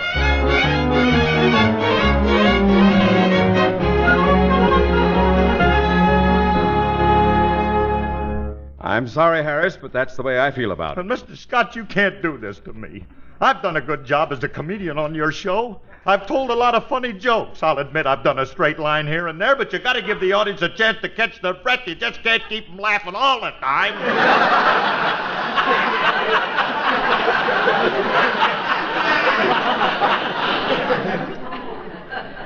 One laugh in October and one in January is all the time? I got a titter in December. Now, please, Mr. Scott, don't you think you're being unreasonable? Won't you please reconsider... I'm sorry, Mrs. Harris, I'm sorry. I've given this a great deal of thought, and begging won't do any good. I'm a man who does not... Will you please get off my lap? Oh, I'm sorry. I didn't realize I was up there. Now, this bickering is ridiculous. Now, look, Scotty, stop horsing around and sign this contract. Remley, you keep out of this, or I'll be forced to blunt the top of your pointed little head. Scotty, you better sign this, or I'll tell everybody that you absconded with $50,000 of the company's money and went to Las Vegas. I only took it in nickels. I like to play the slot machines. I didn't abscond with any money. All I did was borrow a lousy $3 from petty cash. Now, Mr. Scott, just why are you letting my husband go? Mrs. Harris, I didn't say I was letting him go. You didn't? No. All I'm trying to tell you, Harris, is that with conditions the way they are, I'll have to cut your salary slightly. Oh, well, gee, that's all right. I don't mind making a little less. Oh, well, now that's the spirit, Harris. And I'm sure you'll find some way of getting along on $8 a week. Hey, look, Mr. Scott, I'm willing to make a slight cut, but this is ridiculous. And I don't have to entertain for a living. There are other ways that I can make money. Like what? I dare you to name one honest way. I can make a good living at golf. You probably could if you caddied every day in the week. Look, I'm not talking about caddying. I happen to be a champion golfer. I won the Bing Crosby tournament at Pebble Beach. Or haven't I told you about that? You told me. I'm tired of hearing you brag about your golf. I could use a broom and beat you. You could beat me? Did you hear that, Remley? Yeah. Did you hear that, Alice? Yeah. And he probably could. All right, please. Look, Scotty, I'll tell you what I'll do with you, bud. I'll play you a private match and make you a little bet. It's a deal. Okay, I'll bet you $50 that I beat you. Make it 100, Curly. We still got the vacuum cleaner.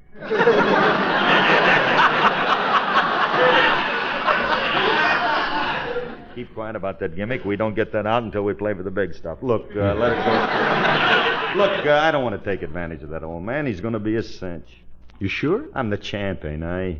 Well, in that case, I'm going to bet $50 on you, too. Are you kidding, Clyde? You ain't had $50 since that Brink robbery in Boston. I've got it. Mr. Scott, I'll bet you $50, too, that you don't beat Curly. Very well. But what are you going to use for money? Here's my personal check for $50. Well, bounce it over and let me look at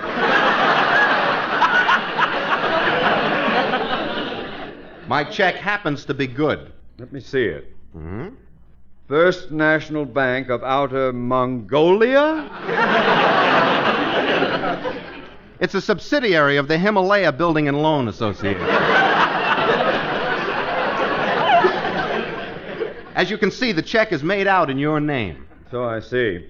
Pay to the order of Clyde Scott, 50 and no 100th llamas. Remley, I hope you don't think I'm chicken, but I'd like to Welsh on our bet. Yeah, Remley, let him be chicken. Forget about this. No, this is a sure thing. Wait a minute. I know where I can place a bet. Curly, I'll meet you at the golf course. Where and when are you going to play? How about 2 o'clock at my club? Oh, no, let's make it 2 o'clock at my club. Well, I think you ought to play on a neutral course. Why don't you play at my club? Your club, Remley? Yeah, the Swampland Country Club and Dredging Company. Better wear your hip boots, Scotty. I never heard of the Swampland Country Club. Oh? Well, it's very famous. That's where Chloe got lost. She was looking for a crow flight at the time. We'll play at my club, Lakeside. Yeah, okay, I'll meet you out there. Don't worry, Curly, you can't lose. I'm going to be caddying for you. Yeah, okay, Frankie. Okay, Scotty, I'll meet you at Lakeside, 2 o'clock. Yes, one more thing, Harris. I want this game to be on the level. So? So Remley won't be caddying for you.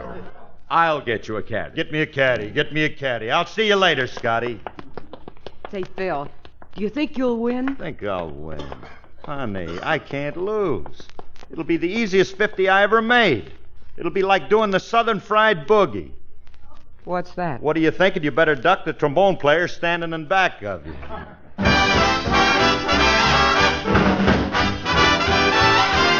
There's a certain dish they always make in the South, and when you eat it, you will find it melts in your mouth. I'm the guy who ought to know how good it can be, 'cause my mammy always used to make it for me, and it's that Southern fried chicken I'm raving about. It's the kind of food that I just can't do without. Now here's the recipe. Try it and you'll see. When you serve it, everyone will say,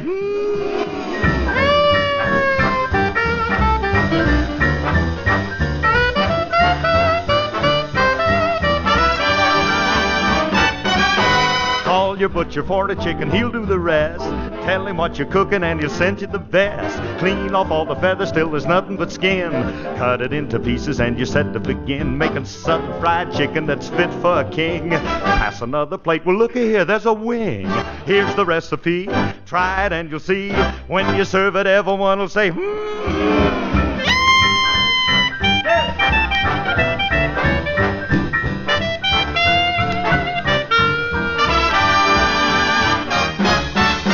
some flour you have added seasoning to.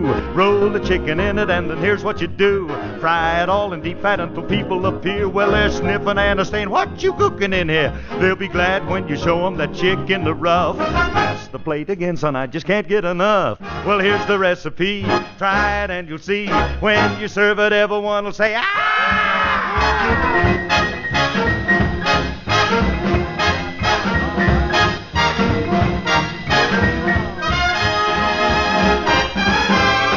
You've got the recipe, so why hesitate? Try the Southern dish and man, you'll say that it's great.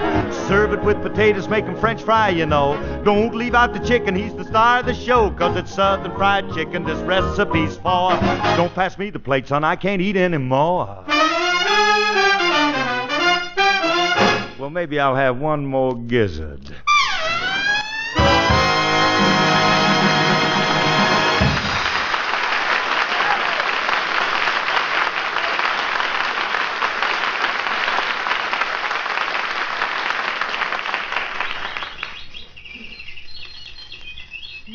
This is certainly a nice club you belong to, Mr. Scott. Oh, thank you, Mrs. Harris.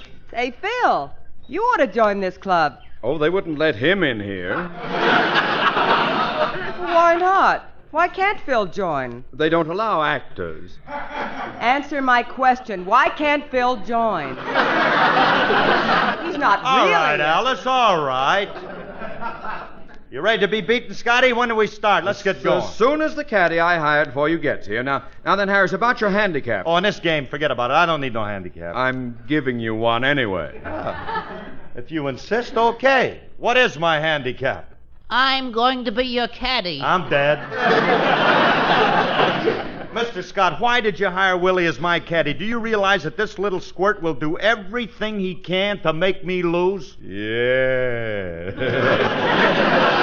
I know what I'm doing every minute. Mr. Scott, this isn't fair. I can't win if Scorpy Fay is going to caddy for me. And I refuse to let this guy... Quit belly aching and tee up. I won't do it.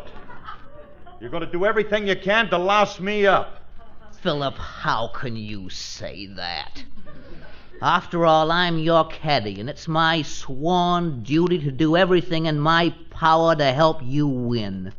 Besides, what can I do to make you lose? Well, you probably went behind the clubhouse and sawed all of my clubs halfway through. That's not fair. You peaked. Now, wait a minute. I'm not going to play with broken clubs. Well, here, you can use mine. Okay, and I'm ready to tee off. And remember, Willie, no more tricks, huh? Very well. I'll do everything I can to help you. Well, good. Now, hand me a ball. Tennis, meat, or codfish? Just give me a regular ball. Oh, you're going to do it the sissy way, All right, here's a ball. Thank you. My first shot will be a trick one. Lie down, Willie. I'm going to knock this one off your head. Bill, you can't knock a golf ball off Willie's head. Who said anything about using a ball? Harris, are you going to play or kibitz? But, Mr. Scott, it ain't fair. You give me a loaded caddy. I say loaded.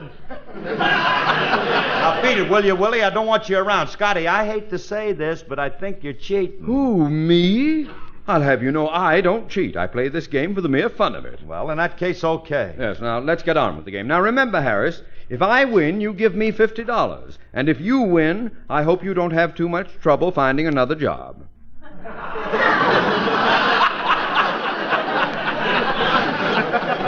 Mr. Scott, why should it cost me my job if I win? I'm a sore loser.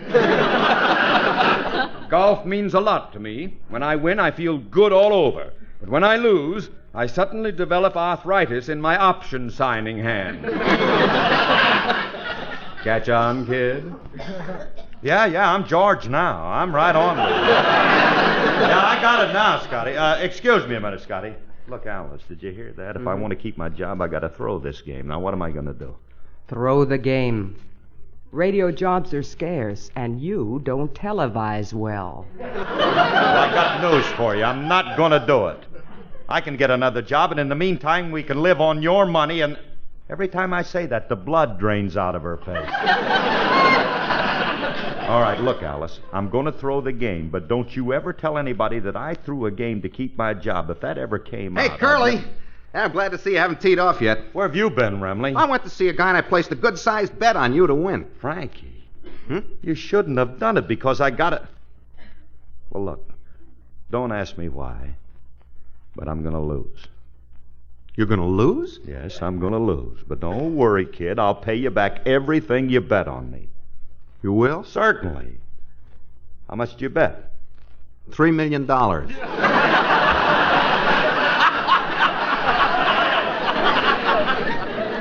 I prefer you give it to me in cash because the check... Will you be quiet a minute?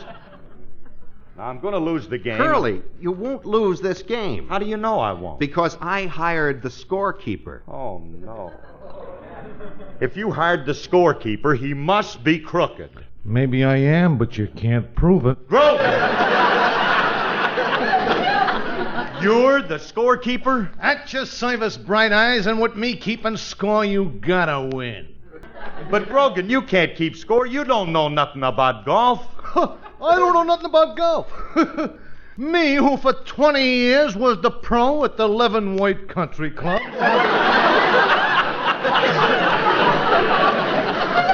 Now, just a moment. I won't allow this man to be the scorekeeper. He doesn't look honest to me. Who is this fat slob?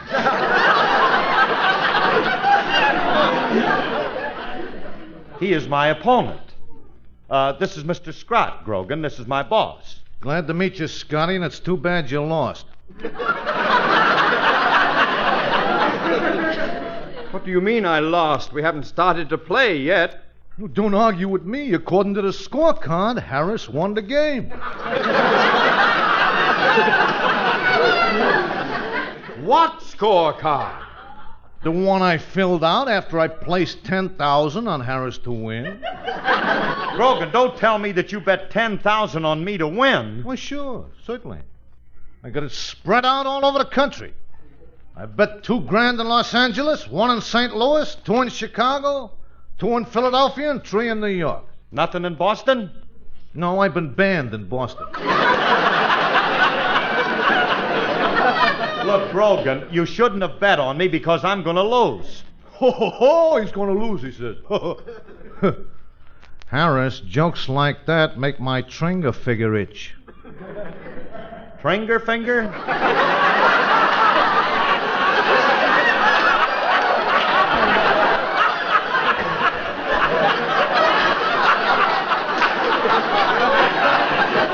You know, we just found something, Remley, we never dreamed we had.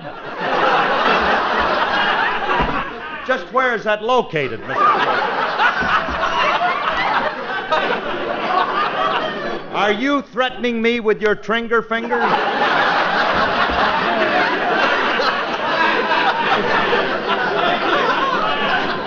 Why, heavens to rigor mortis, no.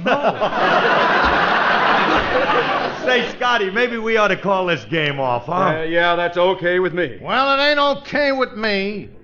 I got $10,000 riding on Harris to win this game, and he better win. Now tee off, fatso. Yes, sir. But I insist we play this fair and square. Well, naturally. This will be played under the Marcus of Grogan rules.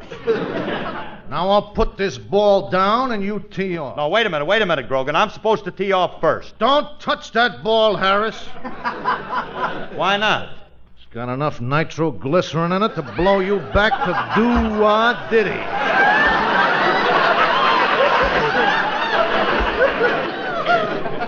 Oh, after you, Scotty.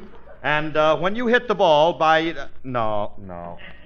I can't do that to him. Sponsors are too hard to get. Look, Scotty, you better use your own ball. Very well. Now, quiet while I tee off. 4.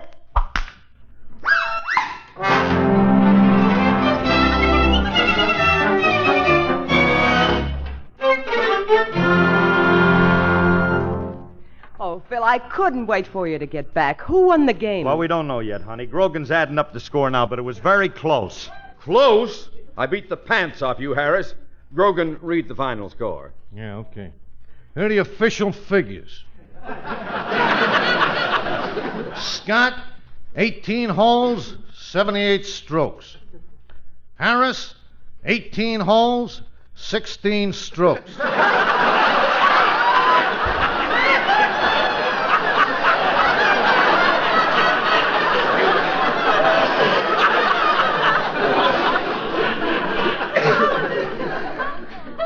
$16 strokes for 18 holes? Yep. 2 under par.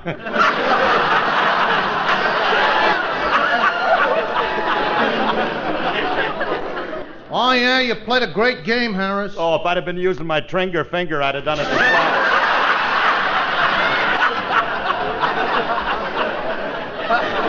Well, I'm afraid I beat you, Mr. Scott. How can you lose with this mobster keeping score for you? You can beat anybody with a man like him on your side. Grogan, I've been playing golf for 30 years, and I play every day for large stakes. So? How much would you charge to keep score for me?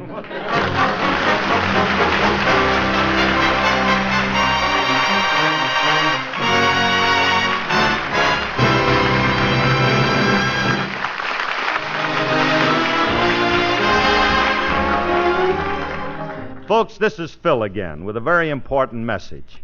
Maury Luxford, General Campaign Chairman for the Los Angeles Heart Fund Drive, gives me the following startling facts. Last year, more people died of heart diseases than the total population of San Francisco. 10 million Americans today are suffering from some form of heart disease. 1 out of every 3 people die from some form of heart ailment. The heart campaign throughout the nation is raising money for research to find the causes which kill more people than all of the next 9 major diseases combined. So send your contribution to Heart, care of your local post office. Give from your heart to your heart. Good night, everybody. Good night, everybody. This program was produced and directed by Paul Phillips. Included in today's cast were Sheldon Leonard and Gail Gordon. The part of Frankie Remley was played by Elliot Lewis. Gail Gordon was always great in those sort of roles, wasn't he? Phil Harris and Alice Faye, 74 years ago, February 25th, 1951, here on Classic Radio Theater with Wyatt Cox. Visit our webpage over at classicradio.stream, won't you please? Also, thinking about doing some special additional podcasts having to do with particular artists. But some of the ones I've thought about have been Mandel Kramer. The last year's truly Johnny Dollar did a lot of radio.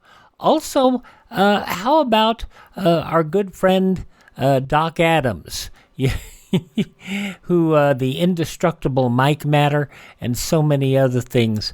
Howard McNear, he did some great roles. Would you like that sort of thing? I'll pull those up. Drop me a note through either our social media pages. You can get those links at classicradio.stream or over at classicradio.stream, or you can get our email there if you want to drop me an email. Coming up, and we'll probably also I'd like to do a couple of syndication shows, because there are a number of radio shows which never aired on a network.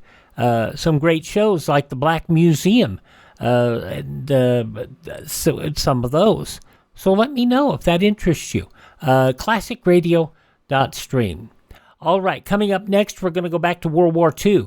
This date back in 1945, 80 years ago, the Old Gold Theater.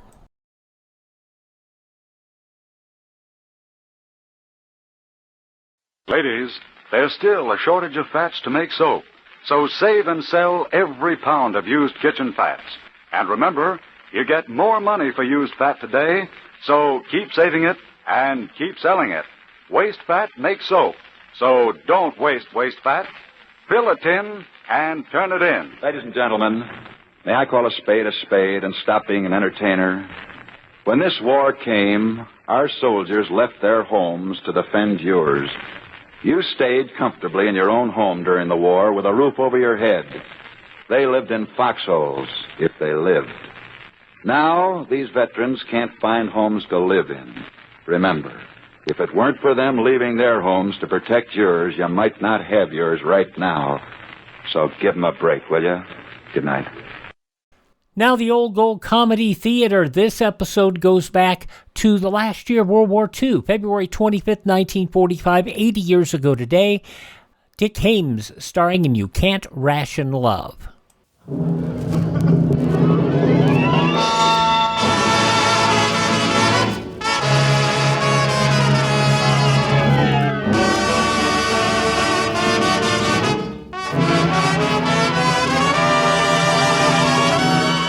Hollywood, California, the makers of Old Gold cigarettes present the Comedy Theater.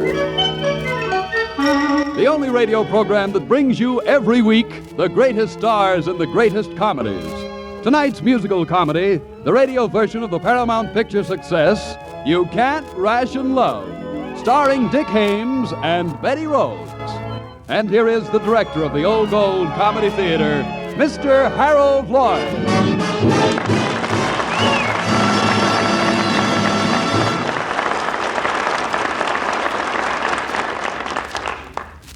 Good evening, ladies and gentlemen.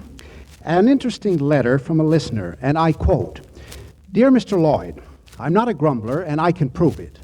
I haven't a drop of gasoline in my car, and I'm willing to walk 2 miles to the market. I don't have any points to buy meat, so my husband and I will eat eggs for the next 2 weeks. We don't mind rationing at all.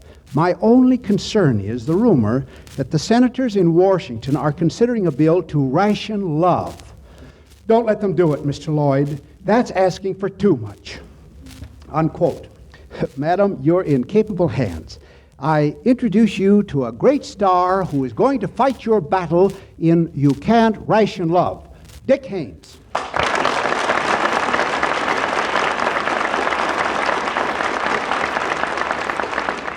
Thank you, Mr. Lloyd.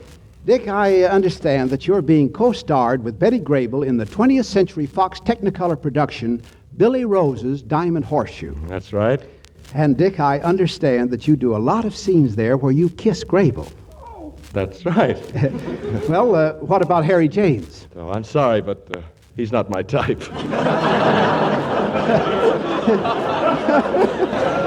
Hardly.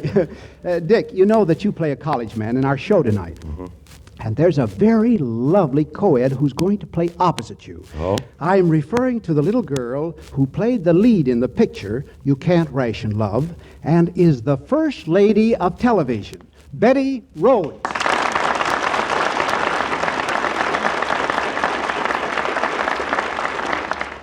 Betty, how do you feel about going to college again? I mean in the play. Oh, I'm very happy about it, Harold. Especially when I discovered that I'm majoring in Haymes. Haymes. I understand we have several love scenes. And I had to be a comedian. Well, on with the show, which in this instance is quite a departure from our usual run of plays. You see, it's a musical about a new world, the Hepcat world, and it starts of all places in a movie theater. The feature picture has just ended, and it's time for the newsreel. Let's hear what the newscaster says.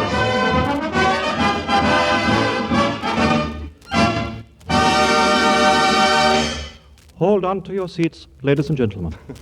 Love is being rationed at Adams College, the oldest co-ed school in America. Statistics show that in 1941, there was an equal number of male and female students, and everybody was happy. In 1942, the ratio changed from 3 women to every man. And the girls began to wear skirts that were shorter, and the vogue for sweaters reached its peak. And in 1945...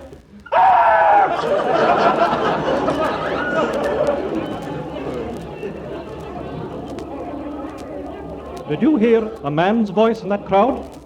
No? Well, there is one. Listen. My name is John Simpson. I am one of the 5 men left at Adams College. You are? Oh, you are? Well, why haven't you registered with the Love Ration Board? Hey, girls, we got another candidate for the love machine.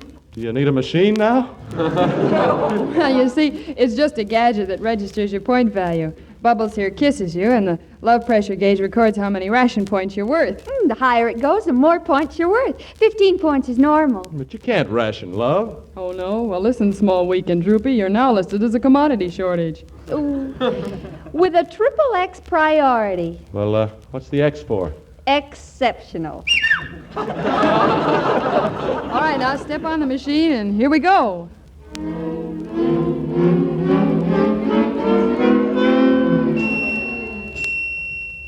Only 2 points. You aren't even an amateur.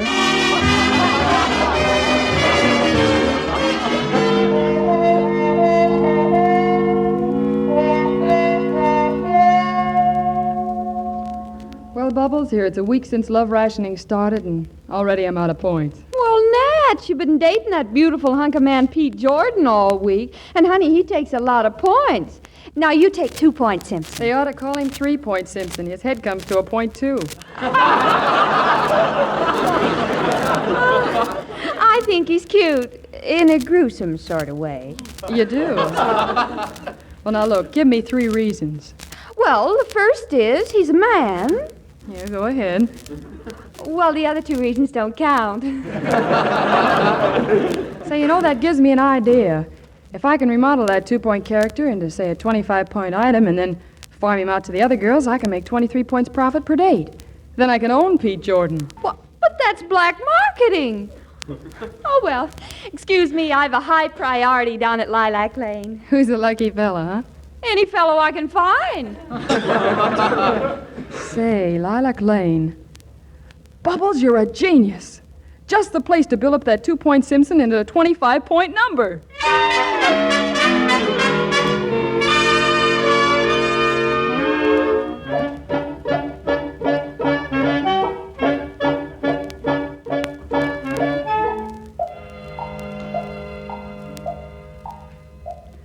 Ever been down to Lilac Lane before, Simp? I mean, Johnny? No, I haven't, Miss Hammond. Now, as I was saying, oxygen and fluorine form no compound, but oxygen and chlorine... Oh, what a night for romance. Why, it's everywhere. Oh, Johnny, it's in the air. Can't you smell it? That's not romance, that's fertilizer. I think we'd better go back. Oh, now, wait a minute. The poor horse likes it here. You know, the green grass and quiet and the moonlight. Did you say something? Oh, pardon me. You know, John, you remind me of my father. You're so shy and so gentle and so fine. Please, Miss Hammond, you're crushing my tie. Besides, it's 8:30. Love has no hours. That is a scientific inaccuracy. So I'm working overtime. What's that? Bubbles must have discovered a man. But that sounded like a wolf howl. Well, that's one way of warning the pack to stay away. Let's listen to him, Johnny. It may help you. Bubbles' boyfriend, Cupid, really knows how to pitch that woo. Now, Cupid, say nice things to me. You mean right here? Certainly, certainly. I don't want to. Say nice things to me. Oh, all right, Bubbles, but first put that club away, will you? There. Now, let's hear him. You're so beautiful. You're tender. You're so fine. So far, so good. I mean, so fair. Oh, gee. Now, say it with your eyes open. Oh, you're so fine, so gentle, so kind, so... Oh, Cupid, you're so strong. You overwhelm me. I do? Kiss me. More.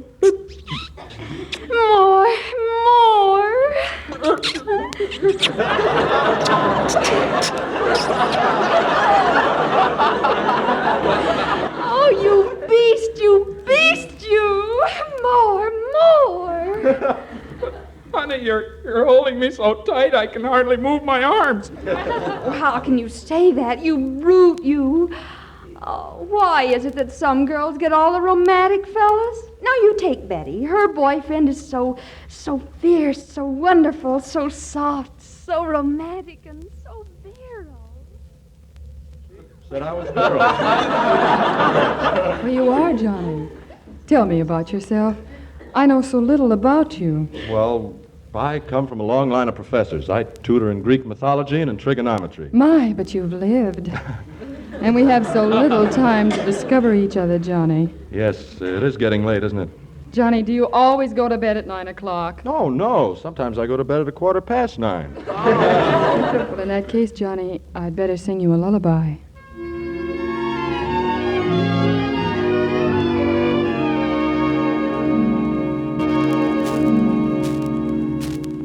You're completely unaware, dear, that my heart is in your hand. So for love's sake, won't you listen and try to understand?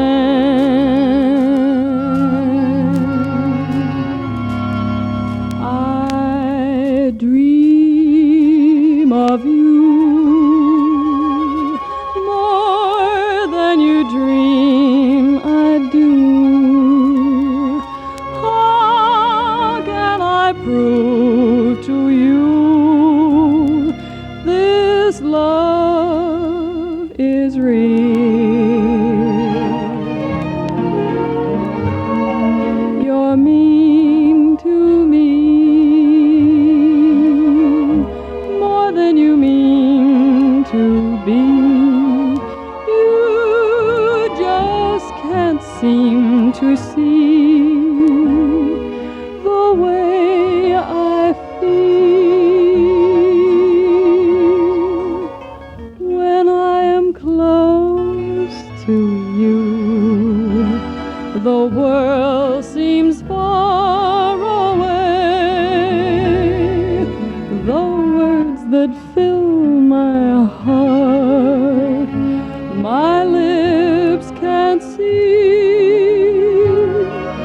to say I want you so,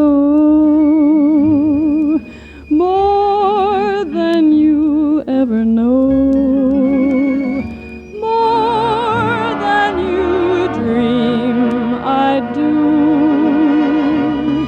I dream of you.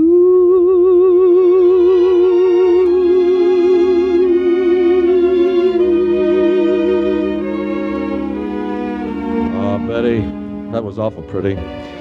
You know, I used to sing in the church choir. Oh, really, Johnny? Well, that makes you a natural for the Adams College varsity show. Well, what do I have to do? Just sing like Dick Haymes.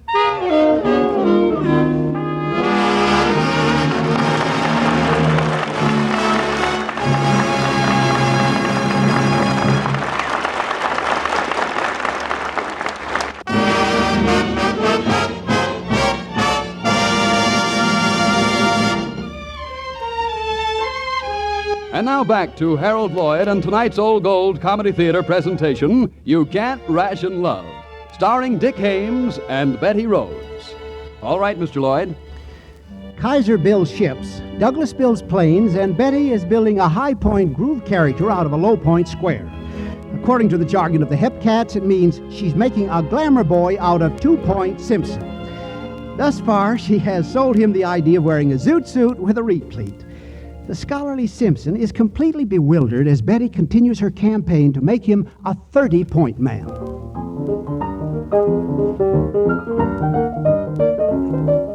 Now, what's that? Well, that's a rhythm ballad? Oh, no, Johnny. That's a jump tune. Now, dig this. Do what? Dig it, boy. Watch this.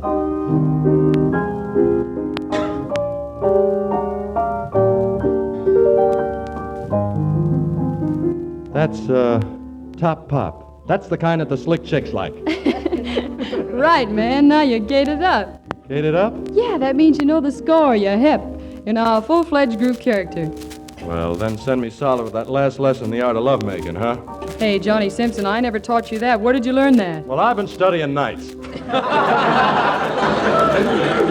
Besides, if inorganic compounds can get that way, why can't we? Let's put it to music at tonight's rehearsal,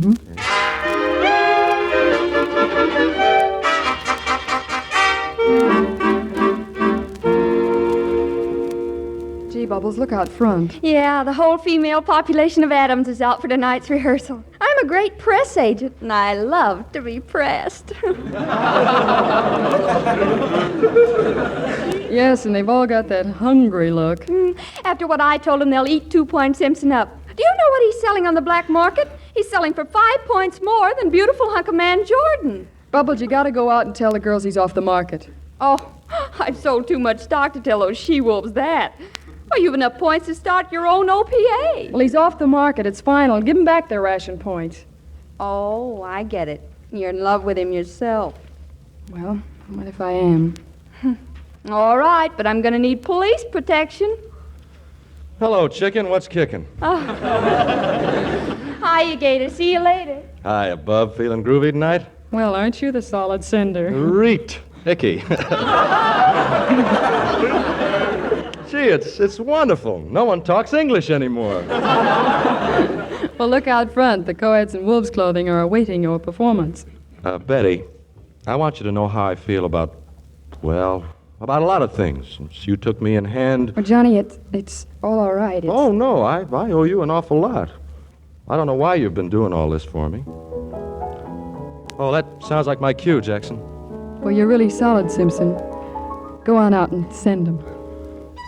Ah, if my heart could only find a voice.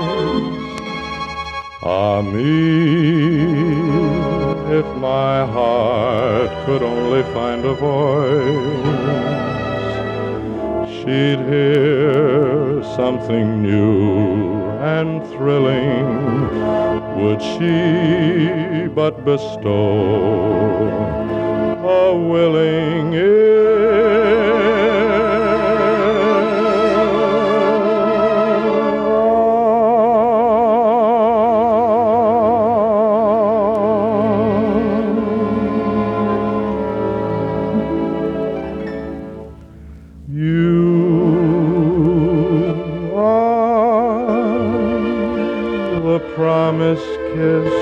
of springtime that makes the lonely winter seem long.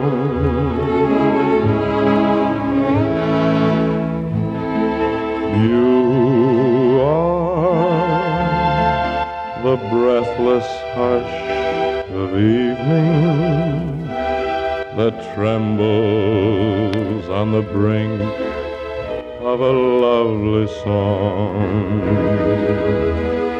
You are the angel glow that lights a star. Oh, the dearest things that I know are what you are.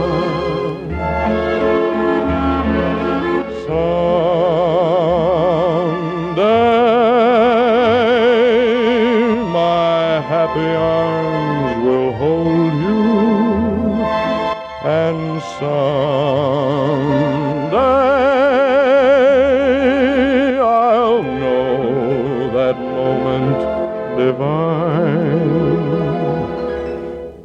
when all the things you are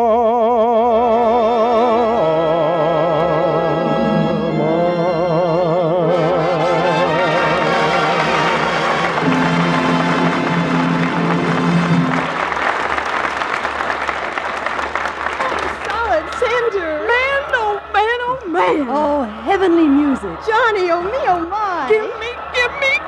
Oh, man, isn't he grand? Oh, please, please, girls, let go of my clothes. Let go of me. When do we get a date? I'm all dated up. You sure are. I've got you for 30 points Monday. You're mine for Tuesday night, lover boy. What's this all about? Haven't you heard? 30-point Simpson. You're the new love potion on the market. I'm what? Love potion. Oh, Johnny, drug me.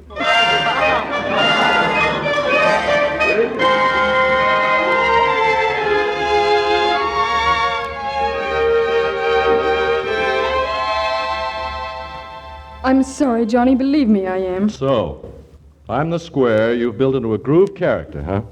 And you sold me on the black market for 25 points. 30, Johnny. But I tried to buy him back. Yeah, I'll bet you did. You with your ration book full of extra points and your shopping bag full of that ham steak Pete Jordan. But, Johnny, if you'll only let me explain, I'll tell you exactly nothing. why. Goodbye. But, Johnny, where are you going? I'm going down to the drugstore and get me a malted. A double malted.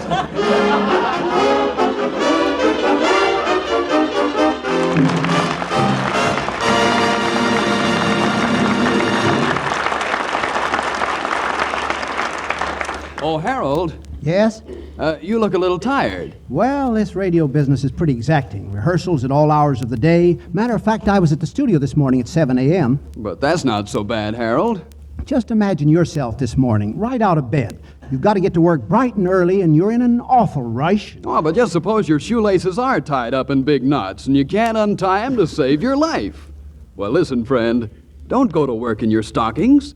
Just remind yourself to say, why be irritated? Light an old gold. Yes, indeed, smokers. You're stepping into real enjoyment when you get the swell extra flavor of an Old Gold, plus its special protection against cigarette dryness. You see, Old Gold's grand blend of fine tobaccos, including a touch of costly, fragrant Latakia tobacco, is specially conditioned with apple honey to help preserve natural moisture, to help prevent cigarette dryness. So, for a better, keener, zestier smoke, light an Old Gold. But friends, please remember, while we're producing all the cigarettes possible without sacrificing any of Old Gold's quality, the men and women in our armed forces get first consideration. However, we're doing our level best to assure fair distribution of all remaining Old Golds. So, if you must be content with substitute brands today, be content to know that tomorrow, if you ask, your dealer may have Old Golds.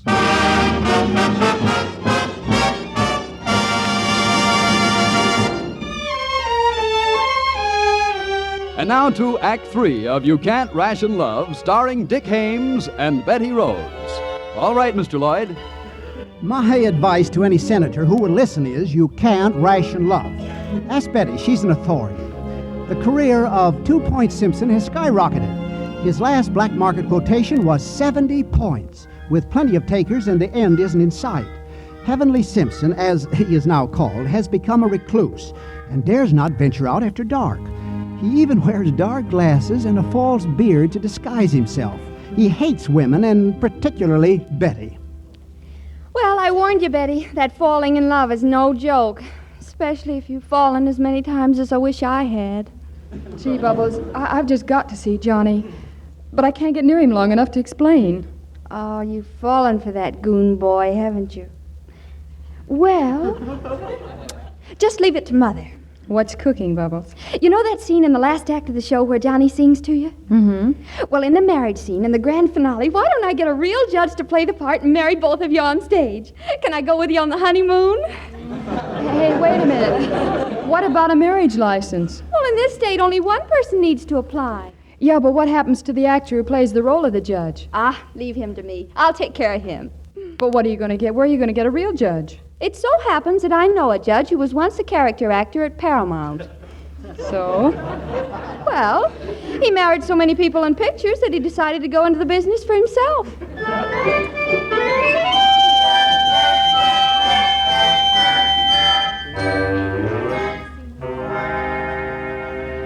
See, Judge, there he is on the other side of the stage. Oh, he's the most unhappy man in the world. Why? Well, ever since he began to sing like Dick Haymes, he's had no private life of his own. That's so. Well, what do you want me to do? Well, see that girl over there, the one standing next to him? Yeah.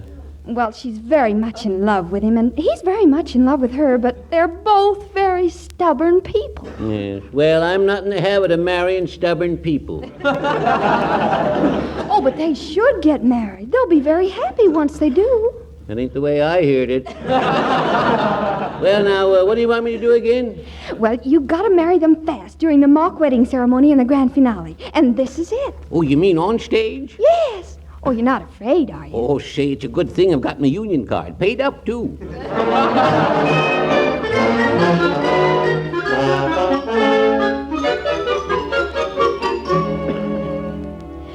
Go ahead, Judge. There's your cue. Lucky thing I didn't forget my book.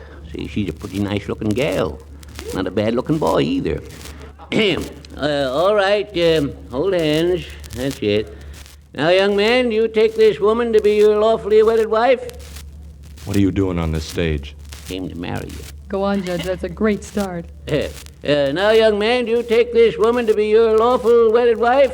No. Well, this is very confusing. Now, let's start again.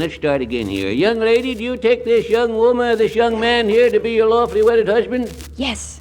Well, that's 50%. But if he doesn't want to marry me, I don't want to marry him. Simpson, you'll better off be married. There's a pack of she-males out there just waiting to tear you limb from limb. I don't know why. Is that so? I'll have you know that I... Oh, well, we're progressing here. That's 75%. Now, do you, John Simpson, take this woman to be your lawful wedded wife? Say I do.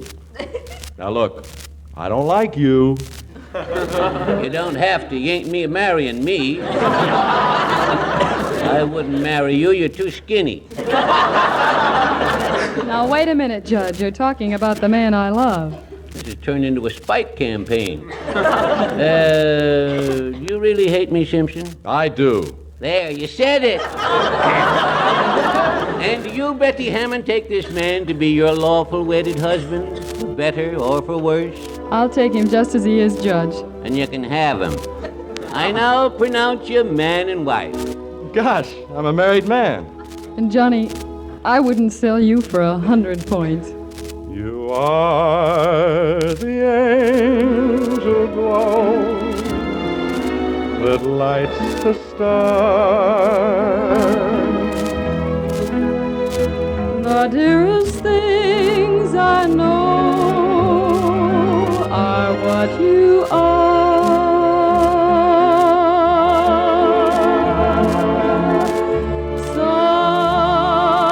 Someday my happy arms will hold you, And someday I'll know that divine. When all the things you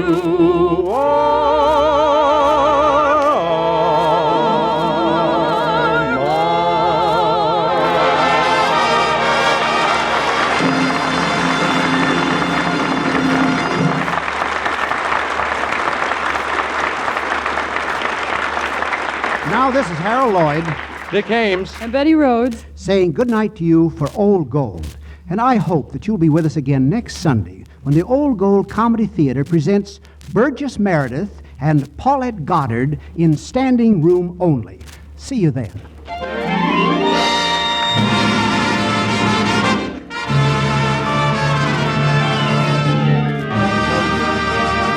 You Can't Ration Love was presented through the courtesy of Paramount Pictures, producers of the picture Practically Yours. Dick Haymes can be heard in his own program, Everything for the Boys, sponsored by Autolite. And now until next Sunday evening, don't let little annoyances get you down. Why be irritated? Light an Old Gold. Its tobacco is conditioned with apple honey to help guard against cigarette dryness and gives you more smoking pleasure. And listen to Old Gold's other great new show, Which is Which, with Ken Murray as MC, Richard Himber's orchestra, and famous stage, screen, and radio personalities, or their reasonable facsimiles. Tune in Wednesday night on another network. Consult your newspaper for time and station. This is Bob Williams saying good night for Old Gold. This is the National Broadcasting Company. Harold Lloyd didn't do much in radio, but he did do the Old Gold Comedy Theater as a host. Didn't do much acting. Most of his work was in silent pictures over the years. Okay, tomorrow, crime with, on Wednesday, Calling All Cars, Inner Sanctum Mysteries, Mr. President, The Adventures of Frank Merriwell, and Lum and Abner. And then on Thursday, we will have Night Beat, The Lineup, X-1, and Dark Fantasy. And next day, we will have, coming up later this week, Fred Allen, Jack Benny, Mr. Ace and Jane, Screen Directors Playhouse, Suspense, Quiet Please, and George and Gracie, Amos and Andy, Phil Harris and Alice Spey from 1947, Charlie McCarthy, and, of course, we will continue with more Superman. That's all coming up. Speaking of Superman, we'll hear from him next and the conclusion of the ghost car story.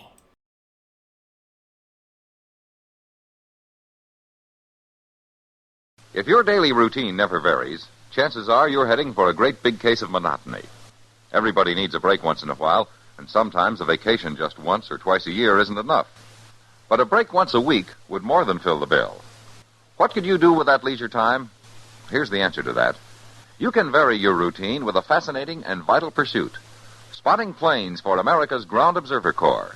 It's exciting, it's interesting, and just 2 hours a week of your spare time is all that's needed to keep up the 24-hour schedule of the GOC. Men and women from teenage up can help the Air Corps cover the blind spots in our radar system by volunteering for the Ground Observer Corps, a civilian component of the Air Defense Command. You'll be trained and supervised by officers and airmen of the Air Defense Command to spot planes in your area. Find out from your local civilian defense office how you can be a civilian ground observer. We wrap up this Tuesday program with an episode of Superman and the conclusion of the ghost car story. This goes back 83 years, February 25th, 1942. Presenting the transcription feature, Superman. Look, up in the sky. It's a bird. It's a plane. It's Superman. Yes, it's Superman, strange visitor from the planet Krypton, who came to Earth with powers and abilities far beyond those of mortal men. Superman, who can leap tall buildings at a single bound, race a speeding bullet to its target, bend steel in his bare hands, and who, disguised as Clark Kent, mild-mannered reporter for a great metropolitan newspaper, fights a never-ending battle for truth and justice. And now to our story. In an effort to clear up the mystery of the ghost car, a phantom automobile responsible for a number of accidents on the road to the Bar O Dude Ranch, Clark Kent and Lois Lane have been tracking down every possible clue. It is Kent's belief that someone is trying to frighten Steve Graham, owner of the ranch, into selling, hoping to gain possession of the property. But why? Is there anything of value on the ranch? Is it something in the abandoned gold mines? Kent isn't quite sure, but has taken the precaution of sending a sample of the ore for analysis. In the meantime, young Jimmy Olsen and Alfredo, a gaucho employed on the Dude Ranch, are bound hand and foot in a deserted cabin in the hills. Attempting to burn through the rope tied around his wrists, Alfredo has backed up to a kerosene lamp on a table. And suddenly, the lamp crashes to the floor. Oil-fed flames leap high as Jimmy and Alfredo, helpless, look on in terror. And meanwhile, back at the ranch, Kent and Lois are waiting for a searching party to be organized. Clark, what's keeping Mr. Graham? We'll never pick up Jimmy's trail unless we get started. Why can't you and I go on alone? We don't know this country, Lois. Say, what's that red glow in the sky? Where? Beyond that hill, see? Oh, yes, I see. It's probably the moon coming up. I don't think so. It's flickering. Maybe it's a brush fire. Where on earth is Mr. Graham? I'll be back in a minute, Lois. I've got to get something in the ranch house. Clark, wait a minute. I'll be right back. I don't think anyone can see me behind this barn. It's a good thing it's dark. I have an idea that's a campfire up in the hills, and if it is, it deserves investigation. As Superman. Up, and away! Leaping into the darkness, Superman streaks for the telltale orange glow on the horizon, wheels above it in strange flight. It's a cabin on fire. Wait. Here's someone crying for help. Yes. Someone's trapped in that cabin. Down. There. Not much time left. Burning like tinder. Door's locked. Have to crash through. What? Great Scott. Jimmy and Alfredo, unconscious on the floor. Another few seconds, it would have been too late. I've got them. Now to carry them through that wall of flame. Here goes. There we are. I don't think either of them have been burned. Smoke got them more than anything else. Oh, Jimmy. Alfredo's coming too. I better assume my role of Clark Kent. I born a rowboat, Jimmy. I get us out. Take it easy, Alfredo. Senor Kent, where do you come from? Where is Jimmy? The fire. Jimmy's all right, Alfredo. Smoke knocked him out, that's all, but he's coming around. Jimmy, it's Mr. Kent. What happened? What? I saw the fire, Jimmy. I broke in and pulled you both out. Mr. Kent. Gosh, I thought we were gone. Well, you had a narrow escape. Who tied you up, Jimmy? Shorty, one of the ranch hands. Shorty? Why, of all the... We've got to get back to the ranch before he gets away. Think you're ready to ride, you two? Oh, sure, Mr. Kent. I feel fine now. How about you, Alfredo? I ride fast like the wind. All right, come on, then. Good thing you tied up your horses or they wouldn't be here now. Jimmy, you'll have to share the saddle with me. Okay. All right, up you go. Yeah. All set, Alfredo? Si, senor. All right. Hope Shorty's still at the ranch. Wherever he goes, senor, I chase him until I catch him.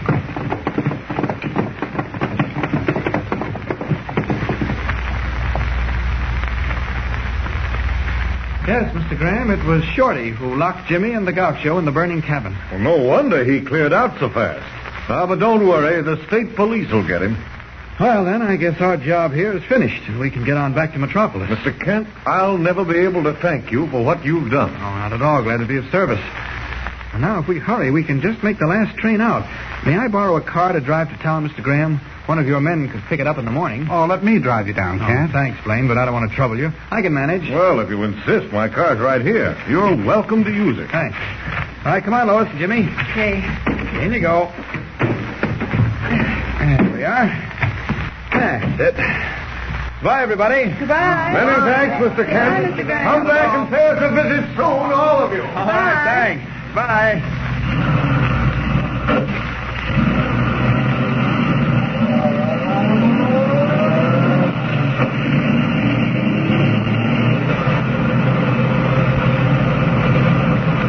Well, we certainly cleared that up fast, didn't we?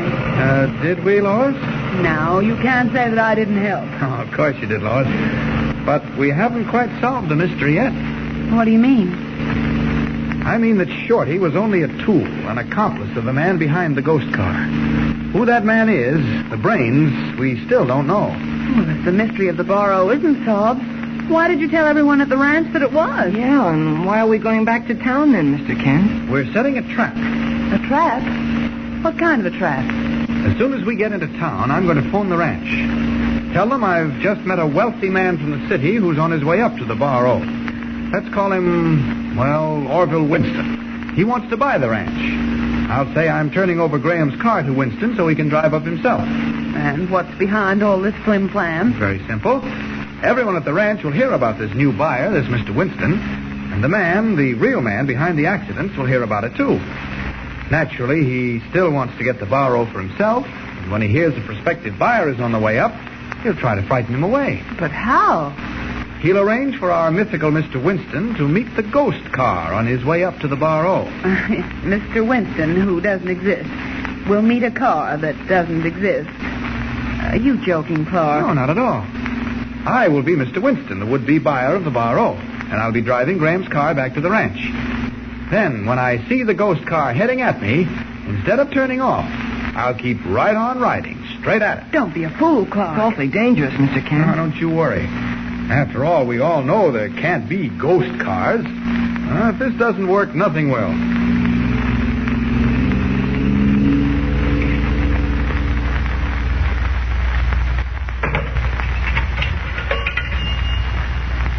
Number, please. The Barrow Dude Ranch. I think the number 625.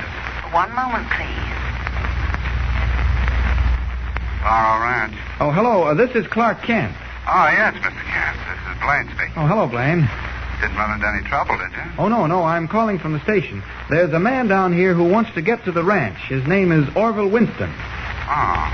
Are you a guest? No, I don't think so. He said something about wanting to buy the ranch from Mr. Graham. Oh, I see. I thought it might be a good idea to let him bring Mr. Graham's car back. What do you think? Sounds all right to me.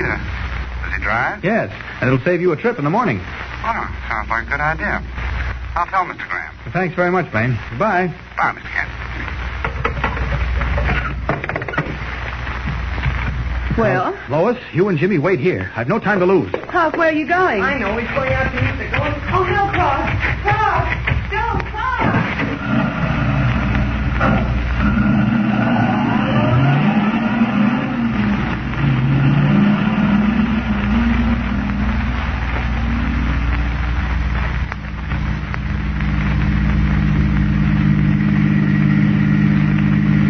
Now to meet up with a ghost car as Superman. The tunnel's up ahead a short distance around that curve. The Phantom automobile is going to put in an appearance tonight. I'll meet it head-on in just a moment. Yes, there it is. Headlights gleaming. All right, ghost car, get ready for a crash.